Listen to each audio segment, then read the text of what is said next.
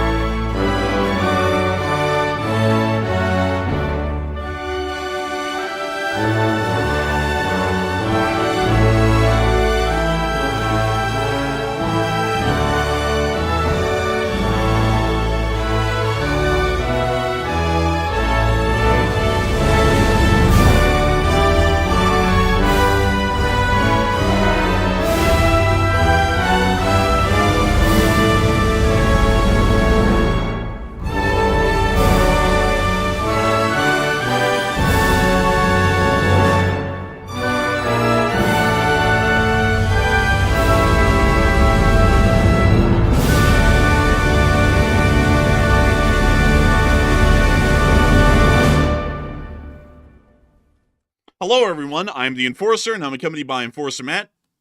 And good evening, folks. It's Enforcer Matt, and welcome back today at 12:39 of the War News stream. And today we have very big news coming out of Ukraine, as we've seen Ukraine launch new drone attacks on the Moscow, which is the capital of Russia, obviously. We've also seen Israel and the Syria conflict escalating into pure chaos. And also, we are hearing that U.S. military aid will arrive very soon and cross across into Ukraine. So it's good to see you all once again. And of course, we're going to be covering the past 24 hours of news from around the world, as we have been able to hear that the armed forces of Ukraine have once again successfully conducted deep strikes throughout the entirety of the regions of the Russian Federation, including the capital city of Moscow. We have also been able to hear significant news from East Asia as well, that the Republic of China's armed forces on the island of Kinmen County, just miles away from the Chinese mainland, have conducted a live fire exercise attempting to simulate a conducted Chinese amphibious landing onto the island. It does appear that at the moment, the Republic of China is taking all available efforts and precautions to prepare for an eventual conflict with the Communist Chinese mainland as they attempt to reunify the island through military means. The United States of America has also announced that we will be opening up a fast boat attack company base within the Palawan Island in the Philippines to prepare for military actions to protect Filipino fishermen and naval vessels around the area of the South China Sea and the Spratly Islands. Outside of that, we have also been able to hear within the Middle East that the Druze rebels have continued to hold their ground today, and an uneasy ceasefire has been arranged between the two sides, with Syrian interim government forces retreating after conducting crimes against humanity against the Druze people and what can only be described as massacres and genocides which were conducted around the Suwayda region. We have been able to hear that the Syrian interim government through al-Jilani, the current self-appointed president of the country, has denounced the actions of his own army, although this is once again a continued string of crimes against humanity and war crimes that have been conducted by the Syrian interim government's armed forces. Meanwhile, we have also been able to hear of significant explosions around the area of Jabla along the coastline just south of Latakia, as well as direct explosions inside the city of Latakia as well, possibly suggesting Israeli Air Force activity within the area. We have also been able to hear that more unidentified drones have targeted and hit direct areas of oil fields within the northern Kurdish lands of Iraq. And we've also been able to hear other significant news from around the world, including the fact that the Ukrainian armed forces have been able to hold their lines once again, against the Russian Federation, inflicting incredibly high casualties, while at the same time, the President of the United States has also announced that some of the first Patriot systems, and that is systems, mind you all, the Patriot battery itself, not missiles, are currently inbound to the state of Ukraine and will be crossing the border incredibly soon, showing us that at this moment, the United States of America is going full in, or if we want to call it, gung-ho, at least in the temporary time, on supporting the state of Ukraine and their war effort against the Russian Federation. We have a absolutely massive amount of news tonight, a huge part, as a matter of fact. And it's actually coming out little by little as we are actually covering it live right now. And so I'll be making sure to reference our Twitter page, at least in the meantime, for some clips and videos that were not able to make it onto our war map in time to be able to show you all. But moving on into our first and most major piece of news, we are actually going to be moving on over into the area of the Far East, or specifically East Asia, as we have been able to hear rapid developments transpiring within this region that is once again showing us that the People's Republic of China and the Republic of China are once again on the near verge of absolute conflict or outright war between the two sides, as we are understanding that both sides are continuing to prepare for the inevitable conflict that appears to be only 2 years away at a minimum. Inside of the area of the Taiwan Strait, the Republic of China on the island of Taiwan and the People's Republic of China, the communist-led government on the mainland, are continuously preparing their militaries and growing their abilities to prepare for an inevitable war that the People's Republic of China has said will be happening hell nor high water. We have been able to hear that the People's Republic of China in the prior week did state through a direct statement by Xi Jinping that no matter what, the People's Republic of China would reunify the island of Taiwan with the communist Chinese mainland with absolutely any means necessary, and nothing in the world would be able to stop this movement. Outside of that, the People's Republic of China has continuously been working to prepare their armed forces, both at sea, air, and land, to prepare for this eventual war that will be coming their way. We have been able to see that for the first time ever, just last week, the Republic of China unveiled their new M142 HIMARS multiple launch rocket system platforms to be able to prepare for an eventual or inevitable invasion of the island of Taiwan. We have also been able to see that the Taiwanese have started to introduce new M1A2 Abrams main battle tanks into their armed force to replace their aging M60A3 TTSs, as well as their M48 Pattons, which have been in service for decades at this point. Not only that, but the Republic of China is also continuously conducting a large amount of live fire drills and military exercises to also prepare for an eventual invasion of the island or the Republic of China's holdings throughout the region. It is a little bit misunderstood by many that Taiwan is a singular island. As a matter of fact, Taiwan is actually a stage or multiple amount of islands that exist off of the coast of the People's Republic of China in the East China Sea, and really largely straddling the South China Sea and East China Sea together.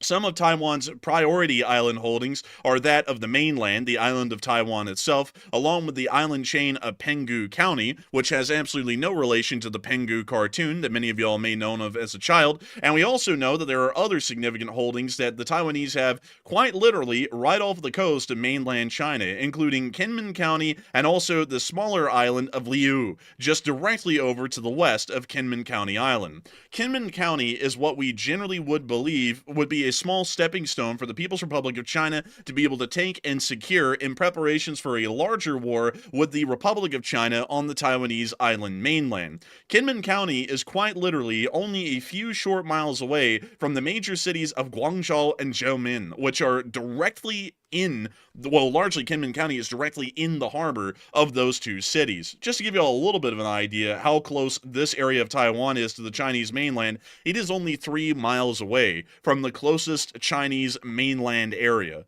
This is, of course, an incredibly concerning thing, as it does appear that the People's Liberation Army Navy could easily blockade this harbor and pretty much stranglehold the Republic of China armed forces on this island and take it largely without struggle, meaning that if anywhere is going to be a flashpoint for the war between the island of Taiwan and the Communist Chinese, it most likely will be Kinmen County and the smaller Liu Island directly to its west. For this reason, the Republic of China considers this island to be a priority for its defense and have been continuously training and drilling their forces to prepare for the eventuality that this island may be besieged and captured by the Communist Chinese forces of the mainland. We were able to see video showing us the actual military exercises that were being conducted overnight. Actually, crazily enough, in the very strait that y'all saw right here. From what we can tell, this training field is somewhere around the northern side of the Kinmen County island, and they're firing into this strait right here between the Republic of China's island at Kinmen County and the People's Republic of China's mainland only 3 miles away. As a matter of fact, you can actually see the lights from the Chinese mainland off in the distance in the live fire exercise video that we were seeing right here, meaning that this live fire training exercise actually have the Communist Chinese mainland generally as its backdrop. But here is the clip, or largely a summary, of those training exercises that were being conducted on Kinmen County Island just a couple of hours ago earlier today. And we see Holy crap. It's a great deal of heavy machine gun fire. They're using more tracers than the Syrians were using. Yeah, I mean, it's insane.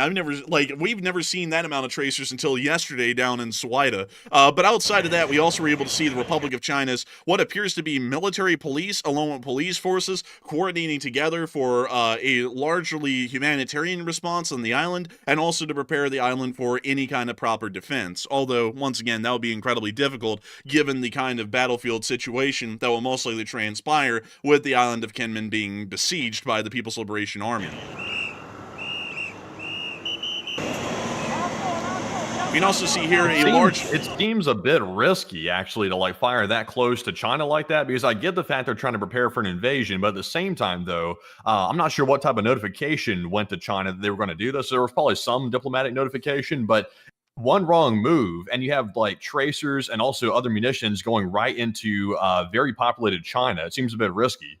It is a little risky, but it is also an incredibly strong sort of a statement to be made by a country that we generally do consider to be the underdog in this conflict. It's not only a general consideration, it is a clear outright consideration when you look at the factors of what the Republic of China's Navy, Air Force, and Army looks like. It is certainly not on par, or at least as large or voluminous as the People's Liberation Army that's under communist control. Nevertheless, it is making it incredibly clear, at least to the Chinese, that any kind of a war with the Taiwanese is going to be a bloody war to the finish and won't be one that's easily won. This may be actually an attempt on a diplomatic level by the Taiwanese government to show that resistance would be so stiff, even to take an island that would inevitably be taken under communist Chinese control, that it would be better for the communist Chinese to continue the diplomatic route in the meantime. Otherwise, significant bloodshed would follow that may even cause the war to stall and allow for the greater Western world to come to Taiwan's aid and greatly lengthen the conflict and also the losses that the People's Republic of China would take. Generally, I don't know if this is largely supposed to be a message that they would be able to resist forever or permanently, or supposed to be begging the Chinese to go to war with them, but I think it's supposed to show that a war with them would be such a costly one even at this moment that it would be better to keep talking at the diplomatic negotiating table, which is what has been going on since 1949, instead of starting this war earlier than expected. But to show you all the rest of the clip, we can continue to see that more civilian forces, trucks, buses, and other special equipment vehicles are being mobilized to prepare defenses throughout the island and pretty much show the exact process, or at least drill for the exact scenario, as if the island was besieged by the Communist Chinese. But you see them placing what appears to be sand inside of these HESCO walls.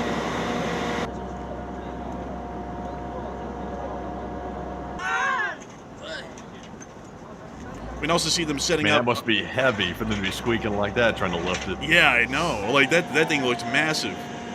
And we see them continuing to move more obstacles into place. And also barricades as well to stop major thoroughfares through the island.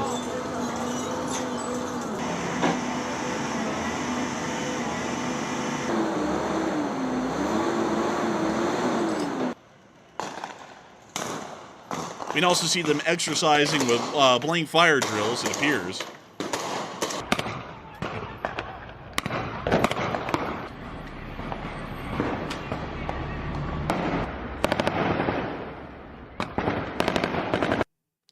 I'm not absolutely. gonna lie, like, they do a really good job of, like, looking like a very competent military, and they actually are. Like, I'm not just saying that to, like, patronize them or something. They're very competent, but they really do a good job of, like, portraying that in their exercises. Like, it looks like it's made for the cameras almost. It really kind of does. It's actually pretty impressive. Like, I'll honestly say it's more impressive than what the People's Liberation Army was showing in the 76th Combined Arms Army yesterday. That was near disastrous looking. This was actually fairly interesting to watch. But more importantly, something that came out just minutes ago that I also want to show y'all is that the Republic of China also unveiled footage of their AH-64 Apaches in operation on the Taiwanese mainland, preparing for field operations, meaning that they're no longer operating at their actual Republic of China Armed Forces bases, but instead operating from impromptu fields that could be turned into repair facilities, refueling and rearming facilities, and pretty much a forward operating base for their helicopters to operate out of, and generally be safer, at least for a temporary time, from Chinese air attacks, which we could also see in this clip,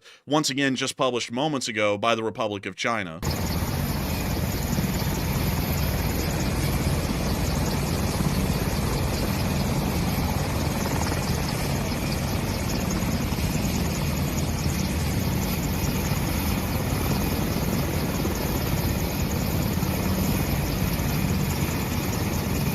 It's pretty interesting to see how much they're starting to show the Republic of China's army preparing for war with the Chinese mainland, and it's starting to suggest to us, at least at the moment, that there may be a high chance or a decent likelihood that the Republic of China is starting to threaten the People's Republic of China with outright deadly war. It's not like what they're generally trying to show really quickly to try and describe, because I'm doing a very bad job of describing it in a short amount of words, so I'll describe it a little bit more lengthily so that way it makes a little bit more sense here. What Taiwan is trying to show to the Communist Chinese is that even if they can't win a war, the war is going to be so costly and so deadly for the communists that it's not even a war worth pursuing at the moment.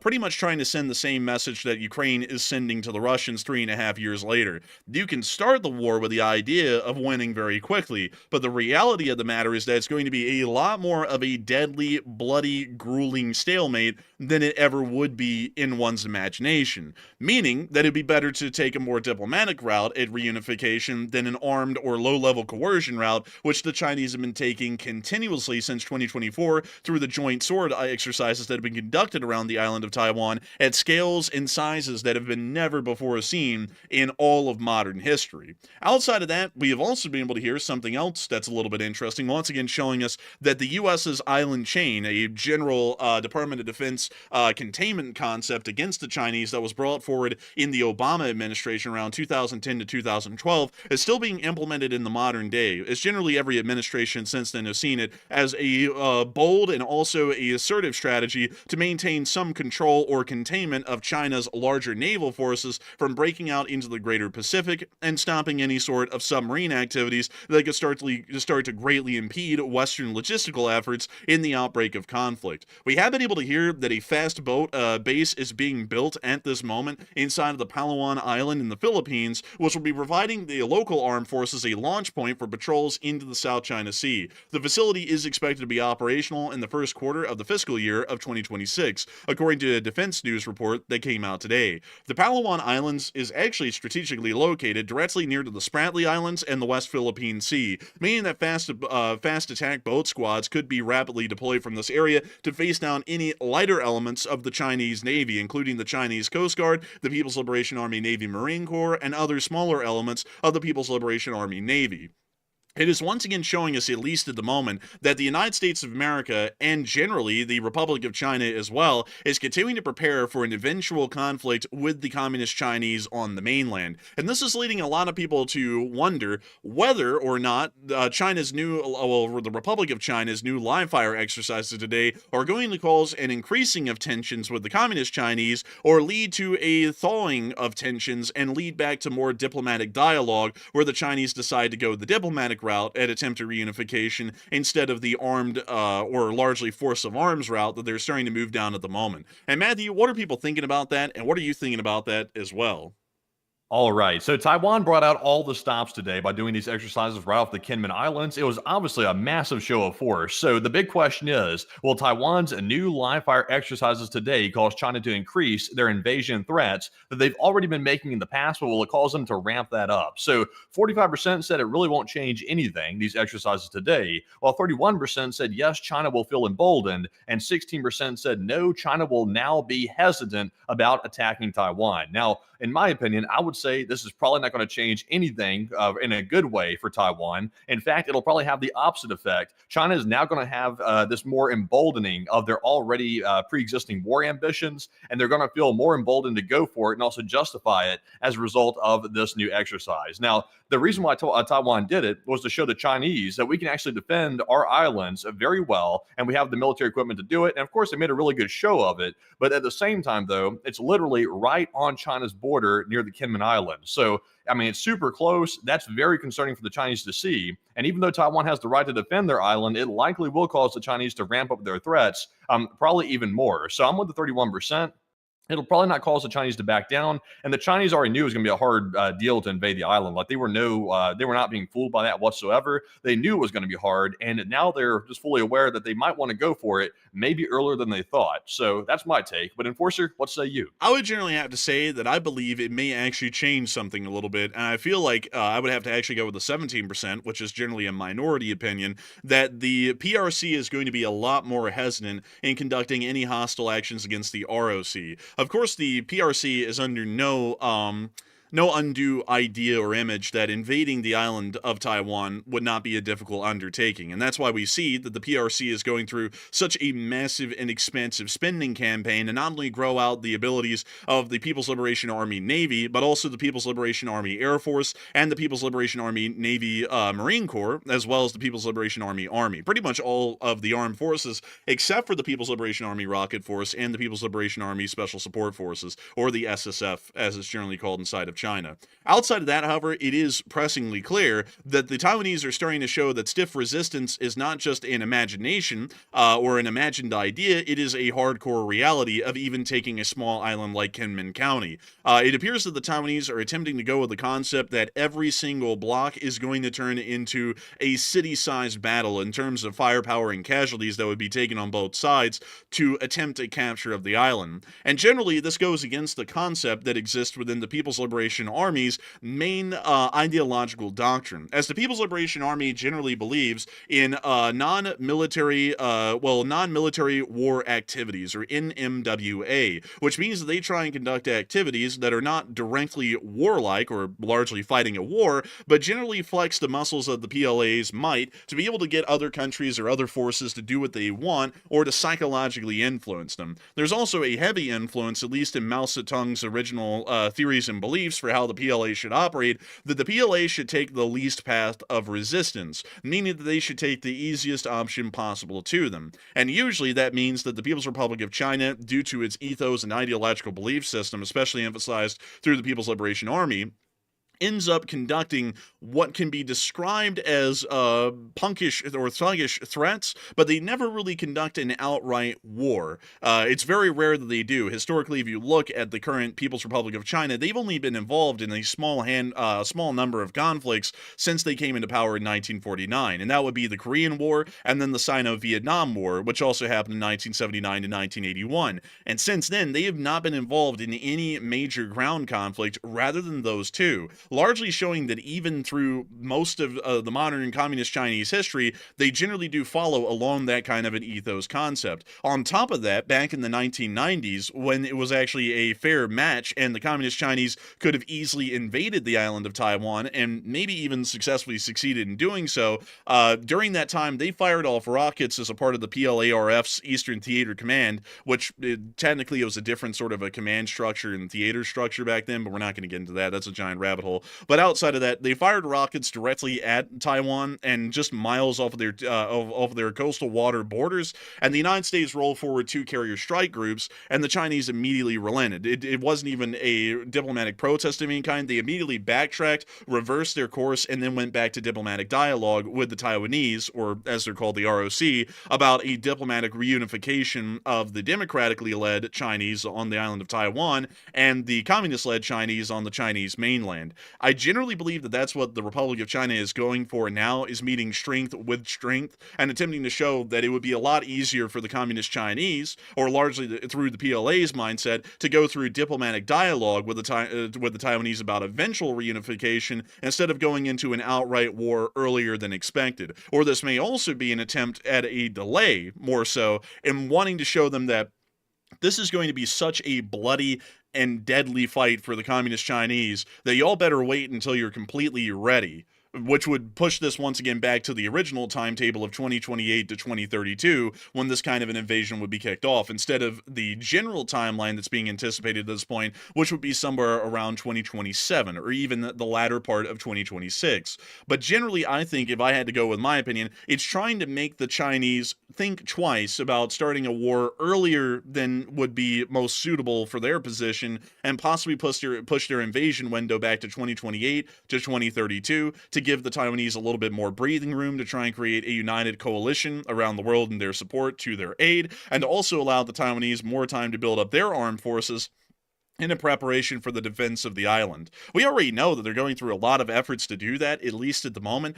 They have completely rebuilt from the ground up in 2021 their theater command structures throughout the island, and have completely changed the way that their command structures have worked, and moved from the corps structure to the brigade structure, which is usually considered to be, by most armed forces, the most modular and rapidly, I guess you could say, adaptable deployable? sort of an armed force. Not really deployable, but adaptable to any given situation. Because if you work off of the modern brigade combat team structure, which was originally pioneered by the U.S. Army here in the United States, it is incredibly modular, and pretty much every major country in the world, except for the Russian Federation, which uses the Battalion Tactical Group as their main building block. Although the BCT at its most basic form is really just the Battalion Tactical. It's really everyone tried to evolve their system from the BCT, or the Brigade Combat Team in the U.S. Army. But in China, they have been working since 2017 under the 2017 PLA reforms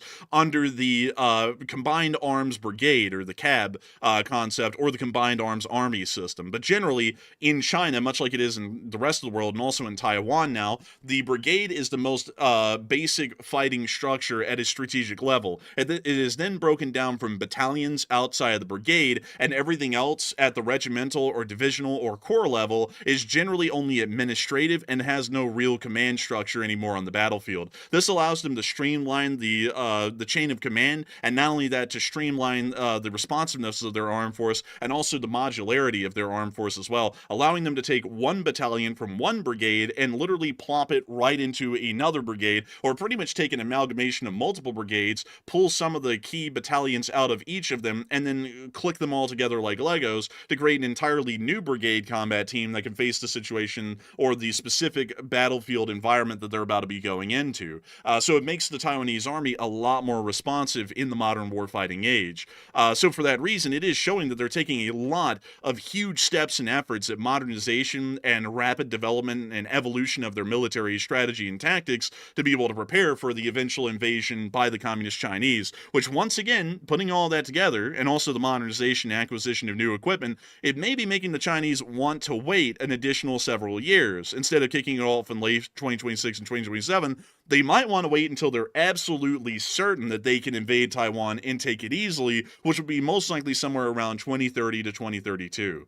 So that's generally what I'm thinking at the moment, but I see a lot of people talking about all kinds of stuff with Taiwan. It's a very interesting sort of a topic, and honestly, I would personally love to make a documentary video about how the Communist Chinese fight and how the Taiwanese fight, but those sorts of documentary videos take a lot of effort. But it's a topic that's incredibly interesting, and one that I think would be a very insightful one to get into for a lot of people who may not know a great amount of detail or depth about the Communist Chinese armed forces or the democratically PRC-led Taiwanese armed forces, or generally the PRC and ROC armed forces. But beyond that, a lot of people are also talking about whether Taiwan will survive with or without U.S. support, or what's the more important crux for the Taiwanese survival within this area. With U.S. support or without U.S. support? Can they survive on their own, or can they not? And Matthew, what are people thinking about that, and what are you thinking about that as well? So it looks like about 76% of the audience said yes, U.S. deterrence is key right now to Taiwan's security, while 10% said no, Taiwan is ready like a fortress. Even without U.S. support, Taiwan would be well capable of defending their island, while 9% said somewhat, but only partially, is Taiwan ready to stand on its own 2 feet. Now, in my opinion, I'm definitely with the 76%, the majority. I believe U.S. deterrence is key right now. And keep in mind that the current U.S. president is not publicly committed to actually supporting Taiwan or abandoning it either. He's not committed to either option. But at the same time, though, that guessing game right there is probably keeping China at bay to a certain degree, because it's kind of understood that the U.S. would probably support Taiwan in some way or another. So they're not going to be left out there without support. The U.S. might show up and actually help them. And that ambiguity is creating essentially a U.S. umbrella over Taiwan right now until the U.S. clarifies its position on Taiwan fully. So that's obviously a huge help right there. Now, when it comes to Taiwan's defenses, obviously they have some geographic advantages. They obviously have a very mountainous terrain, and also that makes amphibious landings extremely difficult for the Chinese. So that's already a natural advantage that Taiwan has sort of built into their geography. We also see here that they do have a pretty large force, a standing army of about 170,000 men or so, and they can also call up a lot of reservists as well. So they have a lot of resources. They have obviously some pretty good equipment. But in my opinion, I think deterrence is the key. Without that deterrence, I think that would pretty much open the floodgates for China to go and invade those islands much earlier than we currently believe right now. So without that umbrella from the U.S., I think they would be in some trouble, actually. But Enforcer, what say you? I would generally have to say that if the Republic of China is not openly supported by the United States of America in an eventual war with the Communist Chinese, they're going to be in a very desperate situation. Taiwan does not have an incredibly large navy, and at least as far as Taiwan's ability to survive, it's going to revolve around their ability to ensure that merchant ships or supply vessels are able to make their way either into Kaohsiung or Taipei through the open waterways of the Western Pacific. If the People's Republic of China goes to war with the Taiwanese, there is most likely going to be an exclusionary zone that is drawn pretty much in the seas around Taiwan where the war can be fought. And outside of that, the war will not be fought. If y'all think that's a little bit of an odd concept, it kind of sounds like one, but that is also what we saw during the Falklands War, where Argentina and the United Kingdom largely declared a combat zone, and outside of that zone, combat would not occur between both sides or both forces.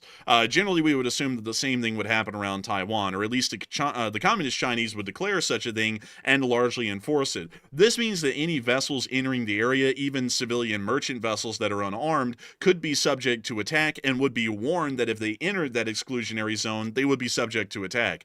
This means that Taiwan and their only chance of survival will largely be dependent on the continuous importation of further supplies and equipment from the United States or the greater outside world, meaning that the Republic of China's Navy would have to fight the largely massive might of the People's Liberation Army Navy, at least in this shorter range engagement.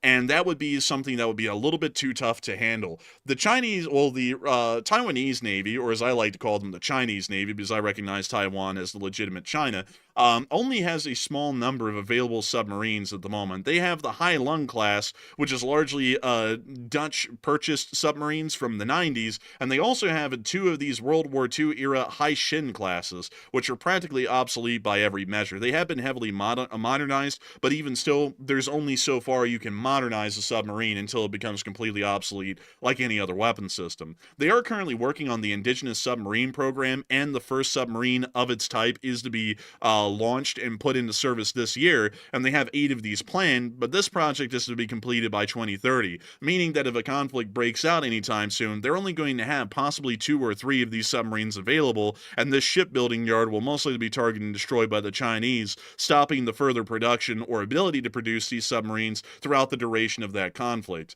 Largely meaning that as far as submarine forces would go, they would not have the ability to threaten or at least scare away the People's Liberation Army Navy enough to be able to clear out some sort of shipping lanes or channels. Not only that, but the surface fleet of the People's Liberation Army Navy is also fairly small and made up of a largely aging fleet of competent vessels, but still aging nonetheless, and not the most technologically advanced vessels available. They have several Lafayette-class frigates that were purchased from the French. These are somewhat advanced, but they do work off of the older missile rack system instead of a vertical launch system that you would see on most modern warships, including those of the PLAN, meaning that their rate of fire is greatly impeded due to that issue. On top of that, we also understand that the remainder of their vessels are all pretty much U.S.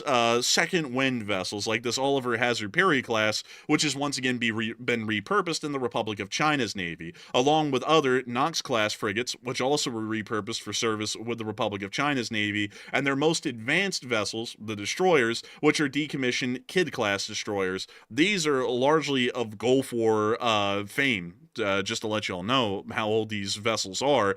And these are generally considered to be aging, not entirely obsolete, but also not the most effective. These could be considered in the modern age somewhat mediocre, at least in the role that they would play for air defense against anti-ship missiles and also air attacks, meaning that the Republic of China would pretty much have to keep their navy at sea endlessly and face the endless gauntlet of the Chinese Navy, the Communist Chinese Navy, to be able to keep those shipping lanes open and to keep Taiwan alive. And that couldn't last for incredibly long, mind you all. So with that in mind, they require a significant amount and clear amount of U.S. Material support and direct arms support to be able to keep those shipping lanes open and to stop the war from being lost from a supply side perspective or a logistical perspective. Do you really think the U.S. would actually show up to actually actively assist Taiwan in defending against the Chinese, or do you think it would pretty much be limited to passive support, kind of like with what we're doing with Ukraine? Just more of sending weapons instead of actually showing up with soldiers to protect the island? I would think, if we wanted to send them support, the airspace is going to be completely closed down. So airlifting support in would be next to impossible because because the Republic of China and the PRC would be fighting in the contested airspace over the island, meaning that it would be impossible to actually fly in a C-17 or a C-5 and drop off support that way, meaning that it would have to come in by ship. And coming in by ship, if a U.S. merchant vessel is carrying those weapons into an exclusionary zone, they are going to be fired at and killed by Chinese warships because they've been openly warned and threatened beforehand that if they enter the exclusion zone in an attempt to support the Taiwanese, they will be fired upon because the Chinese are going to be blockading that island. Meaning that if the U.S. doesn't get directly involved in providing arms support, not just in material form, but in actual direct arms support from the U.S. Navy, the Air Force, and the Marines, there is no way to help out the Taiwanese whatsoever in that sort of a conflict. Interesting. Me personally, I just don't see the U.S. showing up and actually actively defending Taiwan. Like, I would love to see that, obviously, because it's very important for Taiwan to remain free because, of course, there's some crucial silicon manufacturing plants on this site right here that manufactures very important computer chips. The company is still not fully integrated to the West in the United States just yet. So if China decided to speed up their invasion, that would be a major risk to the West in our supply chain. But just from a diplomatic perspective, to let Taiwan fall and be totally taken under control by the Communist Chinese, that would be obviously bad for containment because now the Chinese are spreading their influence even further. So that's not good either. But at the same time, though, unless the U.S. is ready to go to a direct war with China, I don't see them showing up and actively defending the island against the Chinese military invading Taiwan because it just doesn't seem to match the risk necessarily, especially if they can get TSMC moved out of there before the invasion starts. If that happens, I think Taiwan will be pretty much left for nothing at that point, honestly. It'll be very sad to see, but I don't think the U.S. is going to show up and take the risk. It's a little bit questionable as to whether they would, and there's also a lot of other considerations that have to be taken in from a strategic perspective that would also make the fight to support Taiwan incredibly difficult. The People's Liberation Army Navy, if operating in an exclusion zone, is going to be operating in very short, near littoral combat conditions off of the mainland, only 100 miles off from the Chinese mainland. On the other hand, any U.S. naval force will have to be operating either out of Hawaii or they'll have to be operating out of Guam, which still still places those forces thousands of miles away from Taiwan. Not only that, but support and replenishment of U.S. naval forces, either in Hawaii, Guam, or any other U.S. holding within the area, including those of Japan, would take a significant naval undertaking or a logistical undertaking across the entirety of the Pacific, which is about 5,000 to 6,000 miles wide at its greatest width, meaning that that supply line would be incredibly long compared to China's littoral combat scenario, where their supply lines would literally only be several hundred miles long from their supply nodes to the actual combat zones,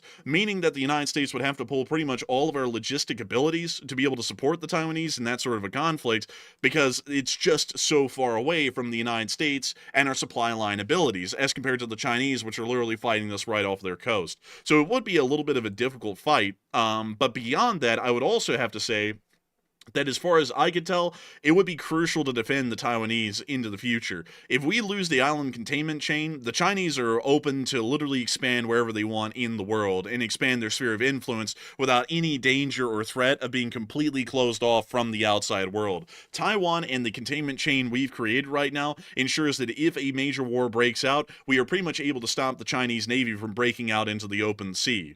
And that's an incredibly important thing. That cannot be overstated enough. If the Chinese break out into the open sea, especially into the Pacific in the modern age, the supply lines are impossible to uphold in a long term. The Chinese submarines will be able to disappear into the great expanse of the Pacific, and no matter how many sonar dips, sonar buoys, how many destroyers we have on anti-submarine patrols there are out there would just be no way in hell to deal with the Chinese submarines. They will be literally anywhere and everywhere. They would be able to strike at merchant shipping at any chance that they got, and we would have to respond to that literally on the spot. There's no way to make a convoy either, like we used to back in World War II, because the convoy system of back then just doesn't really exist in the modern age with how modern shipping works. It would be incredibly hard to pull that off, especially with the supply consumption we would be seeing in that kind of a conflict. So we have to keep the island containment chain going. If we do not, and Taiwan falls, the entire containment chain falls at that point, and Chinese submarines can just be based on the eastern side of Taiwan and break out into the Pacific as soon as any major conflict begins. That is disastrous. Yeah, that would be disastrous. Also, by the way, I see people mentioning TSMC, which is obviously the major semiconductor manufacturer that's on the island of Taiwan. We have heard rumors for a very long time that if the island was invaded, that TSMC, or at least the chip manufacturer, might decide to maybe just basically sabotage their own facilities to avoid it falling in the hands of the Chinese. But I'm not sure if we've gotten any official corroboration of that they would actually follow through with that if they got invaded. But whatever the case is, if that was in place, that might deter the Chinese from taking it, because a huge advantage, like we've been discussing for a very long time, of Taiwan is literally TSMC being on the island. And I've heard that apparently the TSMC plant is being built in Arizona here in the United States that is supposed to diversify them. So that way, if Taiwan was invaded, they wouldn't basically lose their entire manufacturing operation. Apparently, it's been pushed back to like 2027 or 2028. So it's getting delayed, the manufacture of that chip factory in Arizona. And that's not good either, because that pushes it back even further. And also the risk of the Taiwan invasion is going up as well. So maybe that would deter China. I'm not really sure if it would, but Enforcer, what do you think about that? Do you think the kill switch on the plant would make China back off, or what? It might deter them a little bit, but it might not deter them too much, because it's not necessarily about the economic opportunity of getting the TSMC under communist Chinese control. It's more so about reuniting the Taiwanese island with the communist Chinese. That's really more so the political aim internally in China that's been driving this, because this is what's been driving the attempted reunification for literally since the end of the Civil War in 1949, is that it has nothing to do with the economic value that Taiwan provides. It has to do with crushing the last democratic opposition to the communists that exists in largely China's existent borders. And Taiwan is that last shred of resistance that exists. Hong Kong has been crushed, Macau has been crushed, Tibet has been crushed, largely the Uyghurs in the western regions were crushed, or are being crushed at the moment. Literally everyone is being crushed at the moment that is not a part of the Han Chinese centralized cultural group, or are largely a part of that communist, Maoist, or really Xiist ideology that exists in the modern day. Taiwan is the last holdout of that, and that is what's been pushing them for decades now to forced reunification. If TSMC blew themselves up in the process of China going to war with Taiwan, I actually don't think that that would stop them, or at least the threat would stop them. I think they would still press forward, even if there was no economic value to retaking Taiwan at that point, simply for the fact that this is a part of their territorial ambitions and has been for nearly 80 years at this point.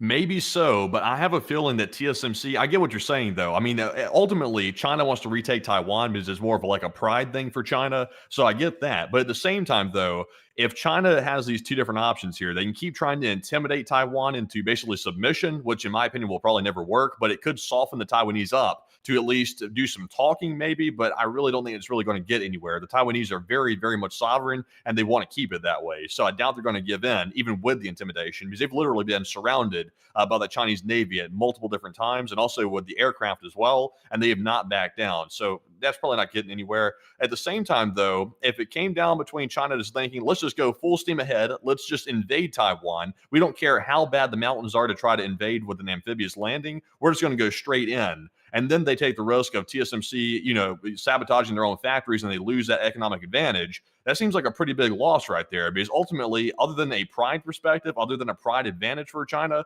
what are they really gaining? Because if they gain TSMC, they are gaining like the treasure trove. Like that is massive for China. That would give them control over most of the world's semiconductor chips. And that has huge implications. Massive for everybody, the West, everybody. So I don't know. Like, I'm not sure if they'd take the risk and just go guns blazing, because they know that TSMC might actually pull the trigger and just get rid of their whole operation. That's true, but at the same time, if they take Taiwan, they can base submarines on the eastern coast of Taiwan. There's nothing stopping them, because as far as it exists right now, if the island containment chain remains intact and World War III started, where the U.S. went to war with China, right now, with how it exists, Chinese submarines have to set sail from their ports in some theater command along the coast somewhere, and then they have to sail through these specific areas. The Straits of Malacca, the area around the Spratly Islands or the island of Palawan, the Subic Bay, or the Chinese, I believe these are the Kuril Island chains heading to Taiwan, or they have to push through the Strait. I forgot what the strait is called. I think it's the Strait of Tsushima, actually, if I'm not mistaken. It's actually named after the island. But beyond that, they have to get through one of those areas. And those are choke points. The U.S. Navy can just sit there with destroyers, corvettes, and submarines and just wait and listen. And if they hear a Chinese submarine attempting to break through these areas, because it's generally shallow waters, and on top of that, they're also choke points as well, so there's not really a lot of ways for them to get out beyond these specific areas. The U.S. Navy can focalize all of its efforts on those 4 openings within this area, and the Chinese Navy is quite truly contained to their territorial waters. They can't break out, and if they try to break out, it's going to be a pretty costly and deadly battle for them that they don't even have a guarantee of winning. If they take Taiwan, they literally circumvent all of those choke points, because Chinese submarines immediately, if a war broke out and they control Taiwan, they set sail from the eastern coast of Taiwan into the Philippine Sea and disappear into the greater Pacific, and they are lost for good. We will never find them at that point, and they will be able to attack and destroy vital merchant shipping wherever they wanted to in the Pacific, or really anywhere within the northern or southern Pacific at that point, and absolutely rain hell on U.S. naval and military logistical structures, meaning that at that point, they have us by the balls in Eastern Europe. They could force us to lose a war, because we would not be able to supply our forces outside of airlifts, and in a war like that, airlifts alone will not be able to maintain the full strain of the logistical needs of the U.S. military and our allies in the region. Yeah, that would be tricky. Honestly, the more like we talk about this, the more it becomes prudent, in my opinion, to make sure that there is a strong deterrence by the United States and to make our position much more clear toward the Chinese, not to necessarily antagonize the Chinese, because we need to be careful not to push them closer to a war. But at the same time, we need to stop riding the fence so much and make it known to the Chinese in a more direct way without going too overboard that we will come to Taiwan's aid if they are attacked, or at least make that bluff in a way that's reasonable to make it. Because the worst case scenario is China goes guns blazing. If they do that, we're going to either have to go to a direct war with China or we're going to back off and let Taiwan be taken. So not good options there. If we can keep deterrence, though, we'll be basically just keep it status quo the way it is now. We'll be okay for a little while longer while we still get TSMC moved out of there. So, I don't think we're going to get a clarification from the current administration on Taiwan, unfortunately, but that would probably be the more prudent move to make, is to sort of make it more clear about where we stand on Taiwan. I think that honestly, the Department of State should start to make an incredibly clear, strong stance through the orders of the president that the United States will militarily come to the aid and defense of Taiwan. And as a matter of fact, I actually believe that it may be prudent at this point to sign a defensive pact with the island of Taiwan, that we do not recognize them as a legitimate country, but we do recognize the legitimate sovereignty of the government of the Republic of China on the island, or at least the parameters of the island, along with Penghu County and the Kinmen County Islands, along with their smaller other island holdings within that area, and that if they are ever attacked by an outside force, the United States will respond in the defense of the island nation, not only with material support, but direct arms support as well. Yeah, that'd be a good idea as well. It's just hopefully they don't invade Taiwan anytime soon, because I think about the idea of TSMC getting taken and they control those 3 nanometer chips and also the more advanced chips like that. That would be so bad, because remember, the West has been withholding GPUs from China. We've been export controlling the GPUs, which are needed for AI and AI construction. And right now, China is very pissed off about that. They're not happy about it. And the best revenge they could get on us is taking TSMC and then withholding those chips from us, which would impact every consumer electronic that's sold in the United States and anywhere around the world. And China would basically have their hands on the choke point for the entire system. So that wouldn't be good at all. Also, I saw someone, Rexon actually said, we do have a treaty with them to protect them. Technically, we do not. I had to make sure to check, just to double check what I was about to say, and it is correct. We used to have the Mutual Defense Treaty between the United States and the Republic of China, but that expired in 1985. Currently, what we have, according to the U.S. Congress's website, is the TRA, which provides strategic ambiguity. It was originally laid out in 2021 under the Biden administration, but since then, the Trump administration has also not revised the current TRA, meaning that at the moment, there's a great deal of strategic ambiguity, and it leaves the door open for us to just not respond. And that's something that could be emboldening the Chinese to think they have the option of an out. And they might take that option if we attack the Taiwanese, because it would be a pretty tough war for the United States to fight from a supply perspective, and we could end up taking advantage of the fact that they actually have a diplomatic or foreign policy way out of not getting involved in this conflict. So technically we have an existing article that says that we support the Taiwanese and their defense, but it does not obligate us like a defensive pact would to actually come to their aid and help them defend their nation if under attack. Also, really quickly to address this as well, Japan would not be involved in the conflict. Japan's constitution limits them to defensive actions only, and unless if the Japanese mainland was attacked directly by the Chinese, there is no way for them to declare a war against the Chinese or to come to the direct military aid of Taiwan or the United States in that kind of a conflict. So the South Koreans could come to our aid, but the Japanese could not due to the limitations of their constitutional limits. So I hope that addresses that somewhat well, at least with the kind of allies that we would find within that area. But our allies are, some of them have their hands tied by the constitution that we wrote for them about the 75 or 80 years ago at the end of World War II. So a little unfortunate on that end. But outside of that, I hope that does address that the best we can, at least with what's going on in East Asia. And I also have to say that I hope y'all have enjoyed this incredibly deep analysis of the region. If y'all have any more questions, please feel free to ask them. I'm actually going to have Enforcer Matt go through with a fine-tooth comb and good questions on East Asia for us to answer later in the live chats, because this is something that I know a lot of people are heavily interested in and have a lot of fresh questions. And if we can get any kind of a good answer to them, we'll make sure to give them to y'all here while we're on the air tonight. But with that, we are going to be moving on from East Asia, and we are going to be moving on into the state of Ukraine, or more specifically, the Russian Federation. As not only have we been able to hear of drone attacks that occurred inside of the area Smolensk and Voronezh, we've also been able to hear of drone attacks that occurred right before we went live on the city of Moscow as well. And to really quickly show y'all those, I'll have to bring y'all to Twitter, where we were able to see explosions that did occur in the city of Moscow overnight. And I'll be showing y'all those clips right here. Взрыв первый. Бам! На нахуй. With that, that's the end of the clip, and moving on from that, we also get to see this next clip as well. Ёбаный в рот. Да ну нахуй. But those are the ends of those clips, but still showing us that the city of Moscow is currently under attack at this moment by drone forces. We also were able to hear, out of the Voronezh and Smolensk areas, a video and picture evidence confirming attacks within these areas. We were able to see this video. Unfortunately, we're not able to identify whether one of these videos came from Smolensk or Voronezh, so we put them both in Voronezh, but here's the clip. Кому сгореть, тут не утонет.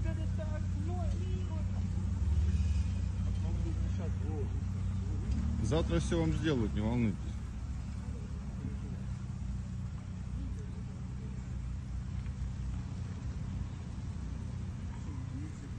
We can also see another clip here showing us the video of an attack, most likely on Voronezh. Smolensk does not have a city skyline like this. Voronezh is a lot more larger. We hear the drone coming in, flying over. Ух, ёбаный в рот, блядь. And making its way on past the cameraman. But those are the clips that are confirming that there were attacks within the Smolensk and Voronezh area. And before we move on, well, actually, I'll quickly move on into the attack in Belgorod before we get to what happened deeper in Russia. But we were also able to confirm that some Ukrainian kamikaze drones did hit Belgorod as well. Вот, перед нашим домом. Вон люди бегают. Ебать, у меня руки трясутся. Аврорушка испугалась. That's the end of that clip, but still showing us the Ukrainian drone attacks were incredibly heavy, at least over the past few hours. We also got to see way out in the city of Magnitogorsk that Putin arrived today, and I'm not entirely sure what for. I wasn't really able to get a good explanation for this, but this is a what would we call this, Matthew? A montage or a time lapse? A time lapse would be the more appropriate word. Of Putin's motorcade. Y'all thought the president of the United States had a large motorcade or a large security force. Putin has an entire or small army traveling around with him with how paranoid he is. All of the black cars y'all see on film are a part of his motorcade. And also, the small cars over here are apparently part of the local police closing off the road that he's traveling on. So here's the clip. I've never seen all those such ugly, like Russian-made limos. I can't stand the way those grills look on those things. They're hideous. You remember when Putin? I think Putin gifted Kim Jong-un one of those like Russian-made limos right there. I wonder if he uses it. I wonder. Also, I like it how they have this like Ford Explorer kind of a deal in there, just in the mix, like just a random Ford Explorer, and also the Spirit, an ambulance. Okay, that's like a normal commercial ambulance to go in his convoy. It's not like a special, like tactical one. It's just like a normal one. I bet you it's a specialized one. They just made it look normal. So they'd be like, look, Putin is a normal man. He gets normal medical treatment like the rest of the Russians, when he's actually getting like the most primo medical treatment possible if anything happened to him. But outside of that, this is the most insane convoy I've ever seen. I mean, there was like 50 cars and vans in this thing. There's at least a small battalion of FSB personnel traveling around with the guy. It's insane, really. I've never seen anything like it before in my life, and it's showing how paranoid he is. And I don't even know, like, what were the logistics of getting all of these vehicles into Magnitogorsk? Like, how in the world did they even get all of them there? Did they have to airlift every single one of them in? Did they take them by railroad? Did they just drive them out here? Like, I don't know how they did it. It's an insane number of them, though. But absolutely lame, and honestly shows how scared the guy is, because it's not like he's going to get attacked or bombed inside of Russia, you know, unless we're talking about, like, Operation Spiderweb or all the other times that Russian officials were bombed and killed inside of Russia, which, you know, kind of happened a lot over the last week. But absolutely paranoid and scared is what I'm getting from this. But outside of that, we are going to be moving on from that clip, because while we've been talking about these little drone attacks and also Putin's paranoia, Ukraine did launch that new major drone attack today. And also, I forgot to mention, speaking of which, that there were also drone attacks inside of occupied Crimea, which we also have a good amount of video and pictures of. So here's the clips from these. We can see one of the drones did get shot down. Crimea River looks like they're getting hit hard. Получите, распишитесь. Ivan and his boys were on their tiny post, and they were getting pounded. And we also, we also get to see it in this clip right here. That appears to be an impact in the distance.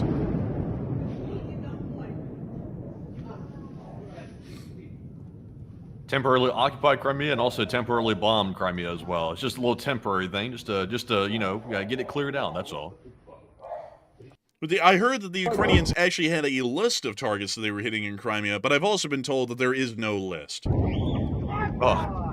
Ебать, сбили, ебать, приземлился, ебать, он... Only stupid wimpy people ask about the targeting list of Russia on Crimea targets. You know, folks, I've actually heard a lot about this crazy word. It sounds a lot like lisp. Some stupid person out there came up with this word that's called list. I've never heard of a list. Someone said, "Well, what about a shopping list?" Absolutely absurd. No such thing. They said, "Well, what about a hit list?" I said, "That's absolutely nuts. Never existed in history. Never heard of that word." Some people said, "Well, what about just a list in general?" I said, "What are you, crazy? I've heard of a lisp. I've never heard of a list." I think these people who are talking about this are absolutely degenerate and riddled in the brain with mental illness. There's never been a word in the English language that has stated that there is a systemized category of things that are aligned with each other, or at least on a to-do schedule or itinerary. A list, it just does not exist. It is entirely an amalgamation of your pathetic, weak little minds. But outside of that, we were able to see the Ukrainians did hit all of the targets on their list.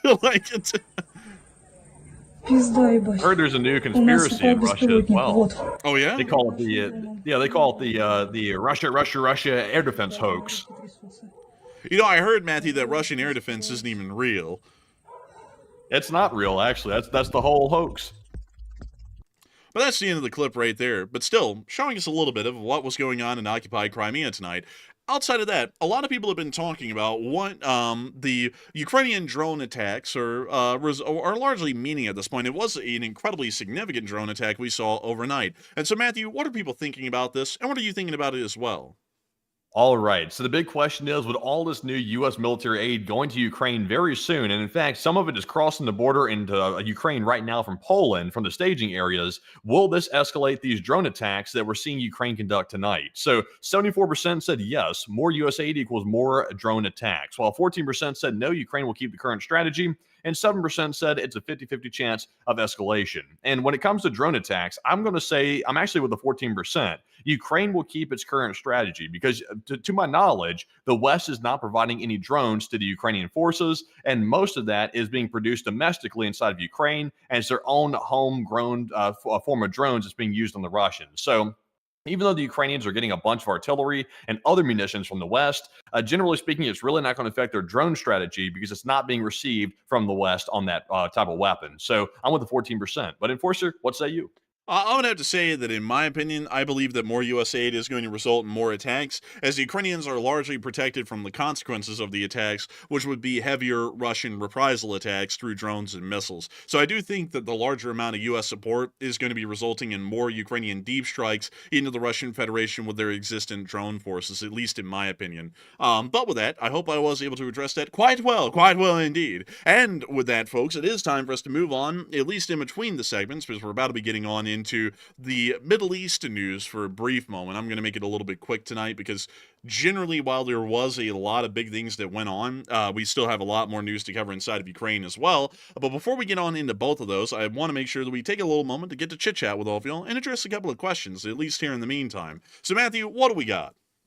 All right, so let's jump right into our first super chat, which goes to Josh Rubin, who throws in a $20 donation. And thank you very much, Josh, for supporting the channel with that $20 support, and we appreciate that very much. And Josh said, what is the likelihood that Japan will help the U.S. defend Taiwan? The chances are next to zero, in my opinion, at least by a percentage. We would have to count on the Chinese attacking the Japanese directly for them to come to Taiwan's defense or the U.S.'s defense or aid in the conflict or the combat, because Japan's constitution actually limits them to only having a ground self-defense force. That's why if you look at the Japanese army, their official name is the Japanese Ground Self-Defense Forces, or the Japanese Self-Defense Forces, the JSDF, and they are entirely limited to the defense of Japan and not any offensive actions. This means that unless if Japan is attacked directly, they cannot get involved in any sort of a real war. They actually cannot declare a war or even take offensive warlike actions because it would cause a constitutional crisis inside of their country. So if China directly attacked them, then they could come to our aid. But if they don't directly attack the Japanese, then the Japanese hands are tied. So that means that the Chinese could decide, for strategic purposes, to ensure that Japan is not attacked, the Chinese may not fire missiles or any sorts of attacks at U.S. forces based in Japan, so that way it doesn't give the Japanese a justification to join the conflict. So I would say that generally, at least in my opinion, with how I think the Chinese will act in that scenario versus what the possible benefits or risk of their actions would be on attacking U.S. forces in Japan, they're never going to give the Japanese the ability to support the United States or Taiwan and claim it as a defensive action. So, in my opinion, the chances of Japan joining the conflict in support of the United States and Taiwan would be near to 5% or less, at least under the current scenario. But with that, I do thank you so much for the support and helping this channel to keep on running. Really good question, by the way.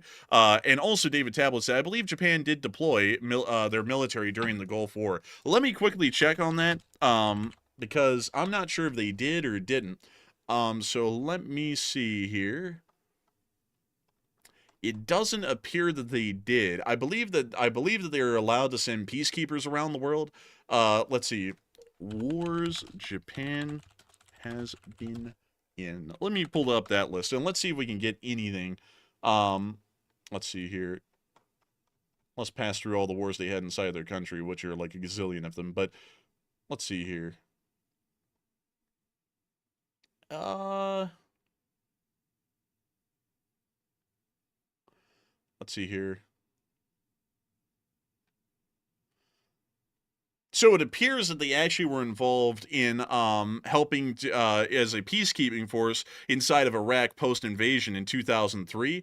But outside of that, they literally were not involved in anything outside of that. Here, I'll actually show y'all here. These were the last wars that Japan was actually involved in. The Pacific War, or largely World War II as a whole, but generally their part was the Pacific War, the Soviet invasion of Manchuria, which was a part of World War II, and then two conflicts that lasted a little bit afterwards, where Japanese imperial forces were still stuck either in Indonesia or Vietnam, which were active battlefields in World War II, and the Japanese army was still stuck there after World War II and got embroiled in some small skirmishes and battles throughout that area. But something else that's a little bit interesting is that if you look at this, the Battle of Anami Oshima is not exactly a battle. It's more so the North Korean sort of a goofy hanky-panky thing. Like, we would have to get into the depth of that. That's a whole thing about how the North Koreans abduct Japanese people. I don't know if y'all know about those stories, but North Korea has actually sent some of their fishing trawlers off of the Japanese coast, and they just kidnap Japanese people at random back in the 80s and stuff. They just disappear